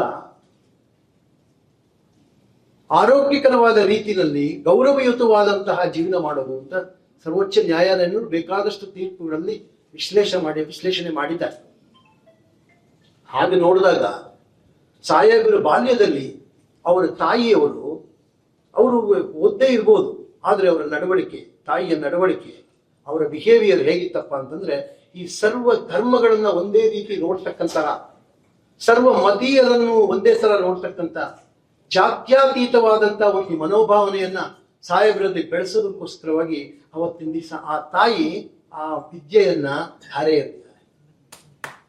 ಹೇಗೆ ಅಂತಂದ್ರೆ, ಸಾಹೇಬರು ಚಿಕ್ಕ ವಯಸ್ಸಿನಲ್ಲಿದ್ದಾಗ ತಾಯಿ ಕೈಗುತ್ತು ಹಾಕಿ ಅನ್ನ ತಿನ್ನಿಸ್ತಾ ಇದ್ದಾಗ, ಮನೆಯ ಗೋಡೆ ಮೇಲೆ ಕೂರಿಸ್ಕೊಂಡು ಅನ್ನ ತಿನ್ನಿಸ್ತಿದ್ದಾಗ, ಅಕ್ಕಪಕ್ಕದ ಹುಡುಗರು ಬೇರೆ ಬೇರೆ ಜಾತಿ, ಯಾವ್ಯಾವ್ದು ಜಾತಿಗಳಲ್ಲಿ ಸೇರಿದು, ಮುಸ್ಲಿಮರಾಗಿರ್ಬೋದು, ಕುರುಬರಾಗಿರ್ಬೋದು, ಶೆಡ್ಯೂಲ್ ಕಾಸ್ಟ್ ಆಗಿ ಯಾವುದೇ ಜಾತಿ ಅವರ ಮಕ್ಕಳು ಬಂದರೂ ಕೂಡ ಅವಳಿಗೂ ಕೂಡ ಸಮಾನವಾದಿ ಇವರ ಜೊತೆಯಲ್ಲಿ ಕೂಡಿಸಿ ಅನ್ನ ತಿನ್ನಿಸಿ ಆ ಮಕ್ಕಳನ್ನು ಕೂಡ ಬೆಳೆಸಿದಂತ ಮಹಾನ್ ತಾಯಿ ಅವರು ಇವತ್ತಿನ ದಿವಸ ಸರ್ವ ಧರ್ಮಕ್ಕೂ ಕೂಡ, ಸರ್ವ ಜಾತಿಗಳಿಗೂ ಕೂಡ ಒಂದೇ ಸಮಾನತೆಯನ್ನ ನೋಡ್ತಕ್ಕಂತ ಒಂದು ದೊಡ್ಡ ಮನೋಭಾವನೆಯನ್ನ ಅವರಲ್ಲಿ ಬೆಳೆದಿರೋದಕ್ಕೆ ಬಹುಶಃ ಆ ತಾಯಿಯ ಕೊಡುಗೆ ಅತ್ಯಮೂಲ್ಯ ಅಂತಂದ್ರೆ. ಅದಕ್ಕೆ ನಾವು ಹೇಳ್ತೀವಿ, ಮನೆಯ ಮೊದಲ ಪಾಠಶಾಲೆ, ಜನನಿ ತಾನೇ ಮೊದಲ ಗುರು, ಜನನಿಯಿಂದ ಪಾಠ ಕಲಿತ ನಾವು ಧನ್ಯರು. ನಾವೆಲ್ಲ ಇವತ್ತಿನ ದಿವಸ ಅದನ್ನ ನೆನೆಸ್ಕೊಳ್ಬೇಕಾದ್ರೆ, ಹಾಗೆ ಬೆಳೆದಂತ ಅಂದ್ರೆ ಫೌಂಡೇಶನ್ ಅಲ್ಲೇ ಬಿತ್ತು, ಸಾಹೇಬರಿಗೆ ಫೌಂಡೇಶನ್ ಅಲ್ಲೇ ಬಿತ್ತು. ಆಮೇಲೆ ಮುಂದಿನ ನಂತರದ ದಿನಗಳಲ್ಲಿ ತಂದೆ, ಅದಕ್ಕೆ ಹೇಳ್ತಾರೆ ಒಬ್ಬ ಕವಿ, ತಂದೆ ಬಾಲ್ಯದೊಡಕ್ಕರ ವಿದ್ಯೆಗಳ ಕಲಿತದಿದ್ದರೆ ಕೊಂದ, ಚಿಕ್ಕಂದಿನ ವಿದ್ಯೆ ಬೊರಗು ಚೂಡಾರತ್ನ. ತಂದೆ ಏನ್ ಕಲಿಸ್ಬೇಕು, ತಾಯಿ ಏನ್ ಕಲಿಸ್ಬೇಕು? ತಾಯಿ ನೋಡಿ, ತಾಯಿ ಮಮತಾ ಮೂರ್ತಿ. ಮಮಕಾರಕ್ಕೆ ತಾಯಿ ಬಿಟ್ಟು ಬೇರೆ ಯಾರಿಲ್ಲ. ಪ್ರೀತಿ, ವಾತ್ಸಲ್ಯ, ಆತ್ಮೀಯತೆ, ಭ್ರಾತೃತ್ವ, ಸ್ನೇಹಿತರನ್ನ ಹೇಗೆ ನೋಡ್ಬೇಕು, ದೊಡ್ಡವ್ರಿಗೆ ಹೇಗೆ ಗೌರವ ಕೊಡ್ಬೇಕು, ಚಿಕ್ಕವ್ರನ್ನ ಹೇಗೆ ಪ್ರೀತಿಯಿಂದ ನೋಡ್ಬೇಕು, ಇದೆಲ್ಲ ಕೌಶಲ್ಯಗಳನ್ನ ತಾಯಿ ಧಾರೆ ಎರಿತಾಳೆ. ಅದಕ್ಕೆ ಮನೆ ಮೊದಲ ಪಾಠಶಾಲೆ ಆಗ್ಬೇಕು. ತಂದೆ ಏನ್ ಜವಾಬ್ದಾರಿ? ತಂದೆ ಜೀವನದಲ್ಲಿ ಮುಂದೆ ಏನಾಗ್ಬೇಕು, ನಾನು ಶಿಸ್ತುಬದ್ಧವಾದ ಜೀವನವನ್ನ ನಾನು ಹೇಗ್ ಮಾಡ್ಬೇಕು ಅಂತಕ್ಕಂಥದ್ದನ್ನ ಆಗ್ಬೇಕು. ಅವ್ರ ತಂದೆಯವ್ರನ್ನ ನೆನೆಸ್ಕೋತಾರೆ ಪುಸ್ತಕದಲ್ಲಿ. ನನ್ನ ತಂದೆ ನನ್ನನ್ನ ಬಹಳ ದೊಡ್ಡ ವ್ಯಕ್ತಿಯನ್ನಾಗಿ ಮಾಡಬೇಕು ಅಂತ ತುಂಬಾ ಆಸೆ, ಆದ್ರೆ ಮನೇಲಿ ನಡೀತಿರ್ಲಿಲ್ಲ. ಶಾಲೆಗೆ ಉತ್ತಮವಾದಂತ ಶಾಲೆ ಕಳಿಸೋದಕ್ಕೆ ತುಂಬಾ ತೊಂದರೆ ಇತ್ತು. ಅದಕ್ಕೋಸ್ಕರವಾಗಿ ನಾನು ಬಹುದೂರದಲ್ಲಿರ್ತಕ್ಕಂಥ ಶಾಲೆಗೆ ನಾನು ಹೋಗಿ ಬಂದು ಮಾಡಿಕೊಂಡು ಶಾಲೆಗೆ ಸೇರ್ಕೊಂಡಿದ್ದೆ. ನನಗಿದ್ದಿದ್ದು ಒಂದೇ ಜೊತೆ ಬಟ್ಟೆ. ಆ ಬಟ್ಟೆಯನ್ನೇ ನಾನು ಒಗೆದು ಒಂದು ಶರ್ಟ್ ಅನ್ನ ವಾರ ಪೂರ್ತಿ ಒಗೆದು ಹಾಕೊಳ್ಬೇಕಾಗಿತ್ತು. ನಾನು ಅಂತ ಕಷ್ಟ ಜೀವನದಲ್ಲಿ ನಾನು ಜೀವನ ಮಾಡ್ತಕ್ಕಂಥ ಸಂದರ್ಭದಲ್ಲಿ ನಾನು ನನ್ನ ಜೀವನವನ್ನು ಹೇಗೆ ಮುಂದಕ್ಕೆ ಬೆಳೆಸ್ಕೋಬೇಕು ಅಂತಕ್ಕಂಥ ಸಂದರ್ಭದಲ್ಲಿ ಒಂದು ದಿವಸದ ಒಂದು ಎಕ್ಸ್ಪ್ಲನೇಷನ್ ಅನ್ನ ಕೊಡ್ತಾರೆ. ಅಂದ್ರೆ ನಾನು ಶಾಲೆಗೆ ಹೋಗ್ಬೇಕಾಗಿತ್ತು. 10 ಮೈಲಿಗಳ ದೂರದಲ್ಲಿರ್ತಕ್ಕಂಥ ಶಾಲೆಗೆ ಹೋಗ್ಬೇಕು. ಭಾನುವಾರ ಬಸ್ ಇಲ್ಲ, ಹೊಟ್ಟೋಗಿದೆ. ನಾನು ಹೇಗಾದ್ರೂ ಮಾಡಿ ಶಾಲೆಗೆ ಹೋಗ್ಬೇಕು ಮಾರ್ಗದಿತ್ತ ಸೋಮವಾರ ಅಂತಂದು ರಾತ್ರಿ ಅವ್ರ ಊರಿನಿಂದ ಒಂದು ಚಕ್ಕಡಿ ಹೊರಡ್ತಾರೆ. ಅಂದ್ರೆ ಬೂಟ್ಸ್ ತುಂಬಿದ್ದಂತ ಸಾಮಾನುಗಳ ಸರಕುಗಳನ್ನು ತುಂಬಿದ್ದಂತ ಒಂದು ಚಕ್ಕಡಿ ಹೊರಡ್ತಂತೆ. ಅವ್ರು ಚಕ್ಕಡಿಯವನು ಬೇಡ ಅಂತ ಹೇಳಿದ್ರು ಕೂಡ ಇಲ್ಲ ನಾನು ಹೋಗ್ಲೇಬೇಕು ಅಂತ ಕೊಟ್ರು. ಅವನು ಹಗ್ಗವನ್ನ ಹಾಕಿ ಕಟ್ಟಿದ ಇವರಿಗೆ ಸಾಹೇಬರಿಗೆ. ಯಾಕೆಂದ್ರೆ ಬಿದ್ದೋಗ್ಬಿಟ್ರೆ ಸಣ್ಣ ಹುಡುಗ ಹೋಗುವಾಗ ಎಲ್ಲರೂ ಬಿದ್ದೋಗ್ಬಿಟ್ರೆ ಅಂತ. ಹಾಗೆ ಪ್ರಯಾಣ ಮಾಡಿ ಆ ಚಕ್ಕಡಿಯಲ್ಲಿ ಸೋಮವಾರ ದಿವಸ ಕ್ಲಾಸ್ಗೆ ಹೋಗಿದ್ದಾರೆ ಸಾಹೇಬರು. ಎಷ್ಟು ಶ್ರದ್ಧೆ ಇದೆ ಮನಸ್ಸಿನಲ್ಲಿ. ನಾನು ಏನಾದ್ರೂ ಆಗ್ಬೇಕು, ನನ್ನ ತಂದೆ ತಾಯಿ ಆಸೆಯನ್ನು ಪೂರೈಸಬೇಕು, ನನ್ನ ತಂದೆ ಶಿಸ್ತುಬದ್ಧ ಜೀವನವನ್ನ ಮಾಡಬೇಕು ಅಂತಂದು ನಾನು ಏನಾದ್ರೂ ಒಂದು ಮಟ್ಟವನ್ನು ಮುಟ್ಟಬೇಕು ಅಂತ ಅವರ ಅಭಿಲಾಷೆ ಇದೆ. ಅದನ್ನ ನಾನು ಪೂರೈಸಬೇಕು ಅಂತಕ್ಕಂಥ ಒಂದು ಛಲ ಮನಸ್ಸಿಗೆ ಅವತ್ತಿನ ದಿವಸನೇ ಬಂತು. ಅದಕ್ಕೋಸ್ಕರ ನಾನು ವಿದ್ಯಾರ್ಥಿಗಳಿಗೆ ಹೇಳೋದು, ಮುಖ್ಯವಾಗಿ ಹೇಳೋದಿಷ್ಟೇ, ಏನು ಅಂತಂದ್ರೆ ಚಿಕ್ಕಂದಿನಿಂದಲೇ ನಾವು ಏನಾದ್ರೂ ಒಂದು ಗುರಿಯನ್ನ ತಲುಪಲೇಬೇಕು ಅಂತಕ್ಕಂಥ ಒಂದು ಛಲವನ್ನ ನಾವು ಇವತ್ತಿನ ದಿವಸ ಹಾಕೋಬೇಕು. ಅವರು ಛಲ ಹಾಕೊಂಡಾಗೆ ಎಲ್ಲರೂ ಕೂಡ ಪ್ರತಿಯೊಬ್ರು ಏನಾದ್ರಾಗಿ ಮುಂದೆ ಏನಾಗ್ಬೇಕು ಅಂತ ತೀರ್ಮಾನ ಮಾಡ್ಕೊಳ್ಳಿ, ಏನಾಗ್ಬೇಕು ಅಂತಂದು ಒಂದು ಛಲ ಇಟ್ರಿ. ಆ ಡೆಸ್ಟಿನೇಷನ್ ರೀಚ್ ಆಗೋವರೆಗೂ ಕೂಡ ಯಾವತ್ತು ಹಿಂತಿರುಗಿ ನೋಡಬಾರ್ದು ಅಂತಕ್ಕಂಥ ಒಂದು ಸಂದೇಶ ಈ ಒಂದು ಚಾಪ್ಟರ್ ನಾವು ಕಾಣ್ತೀವಿ. ಅದಾದ ನಂತರ ಶಾಲಾ ವಿದ್ಯಾಭ್ಯಾಸಕ್ಕೆ ಹೋದರು. ಶಾಲೆಯಲ್ಲಿ ನಾನು ಅವ್ರ ಪುಸ್ತಕವನ್ನು ಓದ್ತಾ ನೋಡ್ತಾ ಇದ್ರೆ ಅವರು ನೆನೆಸ್ಕೊಂಡೇ ಇರ್ತಕ್ಕಂಥ ಗುರುಗಳೇ ಇಲ್ಲ ಆ ಪುಸ್ತಕದಲ್ಲಿ. ತಮಗೆ ಯಾರ್ಯಾರು ಯಾವ ಸಂದರ್ಭಗಳಲ್ಲಿ ಏನೇನು ಸಹಕಾರವನ್ನು ಕೊಟ್ಟರು, ಯಾರು ಬಟ್ಟೆ ಕೊಟ್ಟರು, ಯಾರು ಫೀಸ್ ಕೊಟ್ಟರು, ಯಾರು ಶಾಲೆಗೆ ಸೇರಿಸಿದ್ರು, ಯಾರು ಹಾಸ್ಟೆಲ್ಗೆ ಸೇರಿಸಿದ್ರು, ಹಾಸ್ಟೆಲ್ನಲ್ಲಿ ಅವ್ರ ಊಟ ತಿಂಡಿಗಳ ವ್ಯವಸ್ಥೆ ಹೇಗಾಯ್ತು, ಯಾರ ಮನೆಯಲ್ಲಿ ನಾನು ಇದ್ದು ಓದ್ಕೊಂಡೆ, ಅವರೆಲ್ಲರೂ ಕೂಡ ಒಂದು ಗುರು ಸ್ಥಾನದಲ್ಲಿ ಕೂರಿಸಿದ್ದಾರೆ ಆ ಪುಸ್ತಕದಲ್ಲಿ. ಇವತ್ತು ನಾವು ವಿದ್ಯಾರ್ಥಿಗಳು ಕೂಡ ಇದನ್ನು ತಿಳ್ಕೋಬೇಕು. ಗುರು ಅಂದ್ರೆ ಯಾರು? ಇವತ್ತು ಒಂದಕ್ಷರವನ್ನು ಕಲಿಸಿದಾತನ ಗುರು ಅಂತ ಹೇಳಿ, ಒಂದಕ್ಷರ ನಾವು ಬೇರೆಯವರಿಂದ ಕಲ್ತಿದ್ದೆ. ಅಕ್ಷರ ಅಂತಂದ್ರೆ ಬರೀ ಬರವಣಿಗೆ ಕಲಿಯೋದಲ್ಲ. ಅವ್ರ ತಾಯಿ ತಂದೆ ವಿದ್ಯಾರ್ಥಿ ಅಕ್ಷರಸ್ಥರಲ್ಲ, ಆದ್ರೂ ಕೂಡ ಅವರ ತಂದೆ ತಾಯಿಯ ಒಂದು ಮನೋಭಾವನೆ, ಅವರ ನಡವಳಿಕೆಗಳಿಂದ ಮುಖಾಂತರವಾಗಿ ಅವರ ಒಂದು ಧ್ಯೇಯೋದ್ದೇಶಗಳ ಆ ಒಂದು ಆಧಾರದ ಮೇಲೆ ಅದನ್ನೂ ಕೂಡ ಒಂದು ವಿದ್ಯೆ ಅಂತಂದು ಅವರು ಪರಿಗ್ರಹ ಮಾಡಿದ್ದಾರೆ. ಹಾಗೆ ಯಾರ್ಯಾರಿಂದ ನಾವು ಏನೇನು ಬದುಕೋತಾ ಹೋಗ್ತೀವಿ ಆ ಗುರುಗಳನ್ನ ನಾವು ಯಾವತ್ತೂ ಮರಿಬಾರ್ದು. ಈ ಒಂದು ಅಧ್ಯಾಯದಲ್ಲಿ ಒಂದು ವಿಶ್ಲೇಷಣೆ ಮಾಡೋದಕ್ಕೆ ನಾನು ಇಷ್ಟಪಡ್ತೇನೆ. ಏನಪ್ಪಾ ಅಂತಂದ್ರೆ, ಒಂದು ಸಾರಿ ತಾಯಿಯವರಿಗೆ ಹುಷಾರಿರಲ್ಲ, ಹಾಸ್ಟೆಲ್ನಲ್ಲಿ ಮಲಗಿಬಿಟ್ಟಿರ್ತಾರೆ, ಶಾಲೆಗೆ ಹೋಗಕ್ಕಾಗಿರೋದಿಲ್ಲ. ಆ ಸಂದರ್ಭದಲ್ಲಿ ಸುಗೂರ್ ಶರ್ಮಾ ಅನ್ನೋ ಟೀಚರ್ ವಾರ್ಡನ್ ಆಗಿರ್ತಾರೆ. ಅವ್ರು ಬರ್ತಾರೆ, ತುಂಬಾ ಜ್ವರದಿಂದ ಬೆಳಗ್ತಾ ಇರ್ತಾರೆ ಮಗು. ಅವಾಗ ಪಕ್ಕದಲ್ಲಿ ಕೂತ್ಕೊಂಡು ಕಾಲು ಹೊತ್ತಾ ಇರ್ತಾರೆ ಮೇಸ್ಟ್ರು, ಸಾಹೇಬ್ರು ಕಾಲು ಹೊತ್ತಾ ಇರ್ತಾರೆ. ಇವ್ರು ಕಣ್ಬಿಟ್ಟು ನೋಡ್ತಾರೆ, ಆಶ್ಚರ್ಯ ಆಗೋಗ್ಬಿಡುತ್ತೆ ಅವ್ರಿಗೆ. ಅಯ್ಯೋ, ನನ್ನ ಗುರುಗಳು ನನ್ನ ಕಾಲು ಹೊತ್ತಾ ಇದ್ದಾರೆ. ತಕ್ಷಣ ಕಾಲು ತೆಕ್ಕೊಂಡು, ಗುರುಗಳೇ ನೀವ್ ಯಾಕೆ ಈ ತರ ಕೆಲಸ ಮಾಡ್ತಿದ್ದೀರ, ನನ್ನ ಕಾಲನ್ನು ಹೊತ್ತಾ ಇದ್ದೀರಾ ನೀವು ಅಂತಂದು ಕಣ್ಣಲ್ಲಿ ನೀರು ಬರುತ್ತೆ ಅವ್ರಿಗೆ. ಅವ್ರು ಹೇಳ್ತಾರೆ, ಇಲ್ಲ ನಿಮ್ಗೆ ಜ್ವರ ಬಂದಿದೆ, ನಿನ್ನ ನೋಡ್ಕೊಳ್ತಕ್ಕಂಥದ್ದು ನನ್ನ ಕರ್ತವ್ಯ, ನೀವು ಹುಷಾರಾಗು, ಚೆನ್ನಾಗಾಗು ಅಂತೇಳಿ ಅವ್ರಿಗೆ ಬೇಕಾದಂತ ಶುಶ್ರೂಷೆಯನ್ನು ಕೊಡಿಸಿ ಹೋಗ್ತಾರೆ. ಅದು ಗುರು ಶಿಷ್ಯರ ಒಂದು ಸಂಬಂಧ ಇವತ್ತಿನ ದಿವಸ ನಾವು ಎಲ್ಲೋ ಒಂದು ಕೀಳು ಕಳ್ಕೊತಾ ಇದೀವೇನೋ ಅಂತಂದು ನನಗೆ ಅನ್ಸುತ್ತೆ. ಫ್ಯಾಕಲ್ಟಿ ಇರೋತಕ್ಕಂಥವ್ರು, ಟೀಚರ್ಸು, ವಿದ್ಯಾರ್ಥಿಗಳು ಕೂಡ ಈ ಬಗ್ಗೆ ಅತ್ಯಂತ ಗಮನ ಹರಿಸಬೇಕು. ಯಾಕೆಂದ್ರೆ ಇದೊಂದು ಶಿಕ್ಷಣ ಸಂಸ್ಥೆ. ಶಿಕ್ಷಣ ಸಂಸ್ಥೆಯಲ್ಲಿ ಕೆಲಸ ಮಾಡ್ತಿರ್ತಕ್ಕಂಥ ಶಿಕ್ಷಕರು, ಅಧ್ಯಾಪಕರು ಇದನ್ನು ಅವರು ಮನಗಾಣಬೇಕು. ಶಾಲೆಯಲ್ಲಿ ಬಂದಿರತಕ್ಕಂತಹ ಒಂದು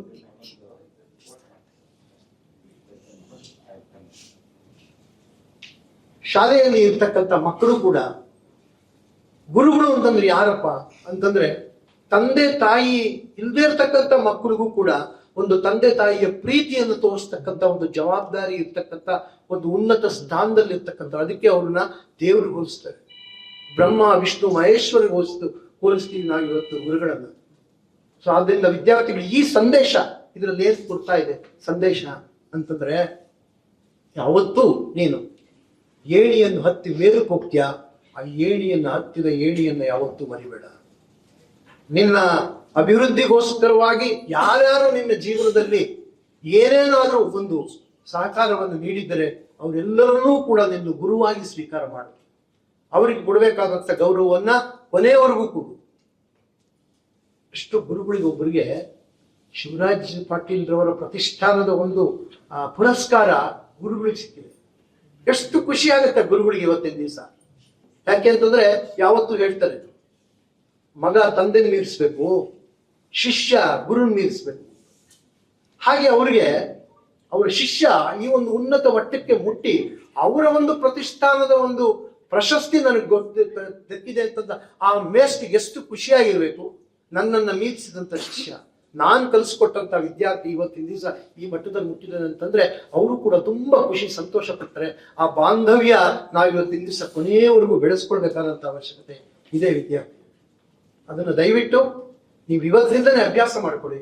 ಯಾರೇನೇ ಕಲಿಸ್ಲಿ, ಯಾರೇನೇ ಹೇಳ್ಕೊಡ್ಲಿ, ಶೈಕ್ಷಣಿಕವಾಗಿ ಆಗಿರ್ಬೋದು, ಶೈಕ್ಷಣಿಕೇತರವಾಗಿರ್ಬೋದು, ಆಧ್ಯಾತ್ಮಿಕವಾಗಿರ್ಬೋದು, ಸಾಹಿತ್ಯಿಕವಾಗಿರ್ಬೋದು, ಸಾಮಾಜಿಕವಾಗಿರ್ಬೋದು, ಯಾವುದೇ ವಿದ್ಯವನ್ನ ಯಾವುದೇ ರೀತಿ ನಿಮ್ಗೆ ಅವರಿಂದ ಕತ್ಕೊಂಡಿದ್ದೀವಿ ಅಂತಂದ್ರೆ ಅವ್ರಿಗೆ ಯಾವತ್ತೂ ಅಗೌರವವನ್ನು ತೋರಿಸೋದಕ್ಕೆ ಹೋಗ್ಬೇಕು. ಇದು ಅವರ ವಿದ್ಯಾರ್ಥಿ ಜೀವನದ ಒಂದು ಸಂದೇಶ. ಆ ನಂತರ ಅವರು ಸಾಕಷ್ಟು ಪರಿಣಿತಿಯನ್ನ ಪಡ್ಕೊತಾರೆ. ಒಂದ್ಸಾರಿ ಅವ್ರಿಗೆ ಡಿಬೇಟ್ ನಲ್ಲಿ ಇಂಗ್ಲಿಷ್ ನಲ್ಲಿ ಲಾ ಕಾಲೇಜಿನಲ್ಲಿ ಇಂಗ್ಲಿಷ್ ಡಿಬೇಟ್ ಹೋಗ್ತಾರೆ. ಎಲ್ಲರೂ ಕನ್ನಡದಲ್ಲಿ ಮಾತಾಡ್ತಕ್ಕಂಥ ಹುಡುಗರು, ಕನ್ನಡ ಮಾಧ್ಯಮದಲ್ಲಿ ಓದಿರ್ತಕ್ಕಂಥ ಹುಡುಗರು ಇಂಗ್ಲಿಷ್ನಲ್ಲಿ ಮಾತಾಡ್ಬೇಕಲ್ಲಿ. ಸಾಹೇಬರು ನಿರರ್ಗಳವಾದಂಥ ಇಂಗ್ಲಿಷ್ನಲ್ಲಿ ಅವತ್ತು ದಿವಸ ಡಿಬೇಟ್ ನಲ್ಲಿ ಪಾರ್ಟಿಸಿಪೇಟ್ ಮಾಡ್ತಾರೆ. ಅವಾಗ ಹೇಳ್ತಾರೆ, ಯಾವುದೇ ಭಾಷೆ ಆಗಿರ್ಬೋದು, ಯಾವುದೇ ಸ್ಥಳ ಆಗಿರ್ಬೋದು, ನಾವು ಕಲಿತಕ್ಕಂಥ ಒಂದು ಶ್ರದ್ಧೆ ಏನಿದೆ ಆ ಶ್ರದ್ಧೆ ನಾವು ಮಾಡಿದಾಗ ಅದಕ್ಕೆ ಬರೀತಾರೆ. ಶ್ರೀಕೃಷ್ಣ ಇದರೊಳಗೆ ಹೇಳಿರ್ತಕ್ಕಂಥ ಒಂದು ಪದವನ್ನು ಕೂಡ ತಗೋತಾರೆ ಪುಸ್ತಕದಲ್ಲಿ, ಶ್ರದ್ಧಾವಾನ್ ಲಭತೆ ಜ್ಞಾನ ನಹಿ ಜ್ಞಾನೇನ ಸದೃಶ. ಒಂದು ಸಾರಿ ಆ ಶ್ರದ್ಧೆ ಇಟ್ಟು ವಿದ್ಯೆಯನ್ನು ನಾವು ಕಲಿತ್ರೆ ಶಾಶ್ವತವಾಗಿ ನಮ್ಮ ಹತ್ರ ಇರುತ್ತದೆ, ನಮ್ಮನ್ನು ಕಾಪಾಡುತ್ತೆ. ಸಮುದ್ರದ ನೀರು ಎಷ್ಟು ತೆಗೆದ್ರೆ ತಾನೇ ಬದುತ್ತೆ ಗೊತ್ತಲ್ಲ. ಪೂರ್ಣಮದ ಪೂರ್ಣಮಿದಂ ಪೂರ್ಣಾತ್ ಪೂರ್ಣ ಮುದಚ್ಯತೆ ಪೂರ್ಣಸ್ಯ ಪೂರ್ಣಮಾದಾಯ ಪೂರ್ಣಮೇವ ಅವಶಿಷ್ಯತೆ. Add, subtract, multiply, anything do with zero, what will remain? Zero will remain. ಅಂದ್ರೆ ನಿಮ್ಮಲ್ಲಿರ್ತಕ್ಕಂಥ ಬುದ್ಧಿ ಯಾವತ್ತೂ ಖರ್ಚಾಗಲ್ಲ, ಇನ್ನು ಹೆಚ್ಚಾಗ್ತಾ ಹೋಗುತ್ತೆ ಹೊರತು ಕಮ್ಮಿ ಆಗೋದಿಲ್ಲ. ಆ ಒಂದು ಶ್ರದ್ಧೆಯನ್ನ ನಾವು ವಿದ್ಯಾರ್ಥಿಗಳು ಇವತ್ತಿನ ದಿವಸ ಬೆಳೆಸ್ಕೊಳ್ಬೇಕು. ಆ ಶ್ರದ್ಧೆಯನ್ನು ಬೆಳೆಸ್ಕೊಂಡು ವಿದ್ಯಾ ಆರ್ಜನೆ ಮಾಡೋದು. ಆರ್ಜನೆ ಮಾಡೋದು ಅಂದ್ರೆ ಗಳಿಸೋದು ಅಂತ, ಕಷ್ಟಪಟ್ಟು ಗಳಿಸ್ಬೇಕು, ಅದಕ್ಕೆ ಆರ್ಜನೆ ಇರ್ತದೆ. ವಿದ್ಯಾ ಆರ್ಜನೆಯನ್ನ ಮಾಡಿದ್ರೆ ಅದು ಶಾಶ್ವತವಾಗಿ ನಮ್ಮ ಹತ್ರ ಇರುತ್ತೆ.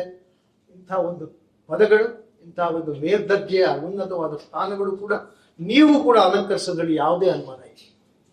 ಒಬ್ಬ ಸಾಮಾನ್ಯವಾದ ಬಡ ಕುಟುಂಬದ ಒಬ್ಬ ಮಗು ವಿದ್ಯಾರ್ಥಿ ಇವತ್ತಿನ ದಿವಸ ಸರ್ವೋಚ್ಚ ನ್ಯಾಯಾಲಯದ ನ್ಯಾಯಮೂರ್ತಿಗಳಾಗಿದ್ರು. ಆ ನಂತರವೂ ಕೂಡ ಇಷ್ಟೊಂದು ಜನಮನ್ನಣೆಯನ್ನು ಅವರು ಪಡೆದಿದ್ದಾರೆ ಅಂತಂದ್ರೆ ಎಲ್ಲರಿಗೂ ಯಾಕಾಗಲ್ಲ? ನಮ್ಮಲ್ಲಿ ಆ ಚಿತ್ತ ಇಲ್ಲ, ಆ ಒಂದು ಸಂಕಲ್ಪ ಇಲ್ಲ.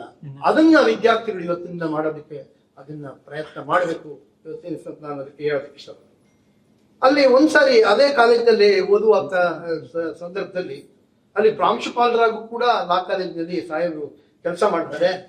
ಒಂದ್ಸರಿ ಜಗಮೋಹನ್ ರೆಡ್ಡಿ ಅವರು ಅವರ ಕಾಲೇಜಿಗೆ ವಿಸಿಟ್ ಮಾಡ್ತಾರೆ. ನೋಡಿ, ನೀವೆಲ್ಲ ತಿಳ್ಕೊಂಡಿದ್ದೀರಾ, ಲಾಯರ್ ಅಂದ್ರೆ ಏನು, ಅಡ್ವೊಕೇಟ್ ಅಂದ್ರೆ ಏನು. ಅವರು ಸುಪ್ರೀಂ ಕೋರ್ಟ್ ಜಡ್ಜ್ ಆಗಿದ್ದರು.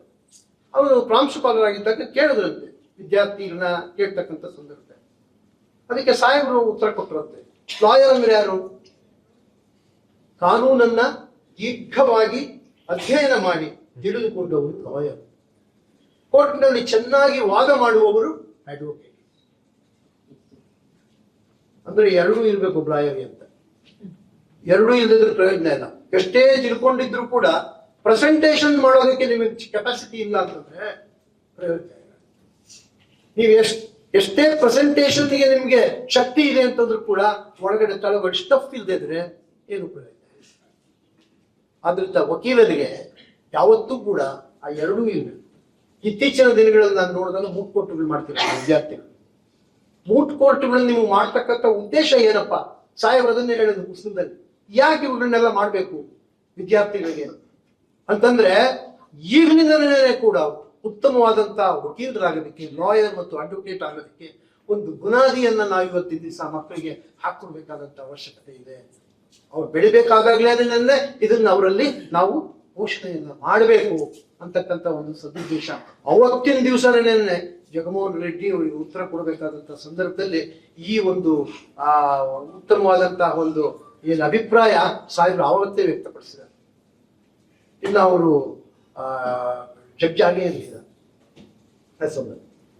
ಇದಾದ ನಂತರ ವೃತ್ತಿಯನ್ನ ಹಮ್ಮಿಕೊಂತಾರೆ.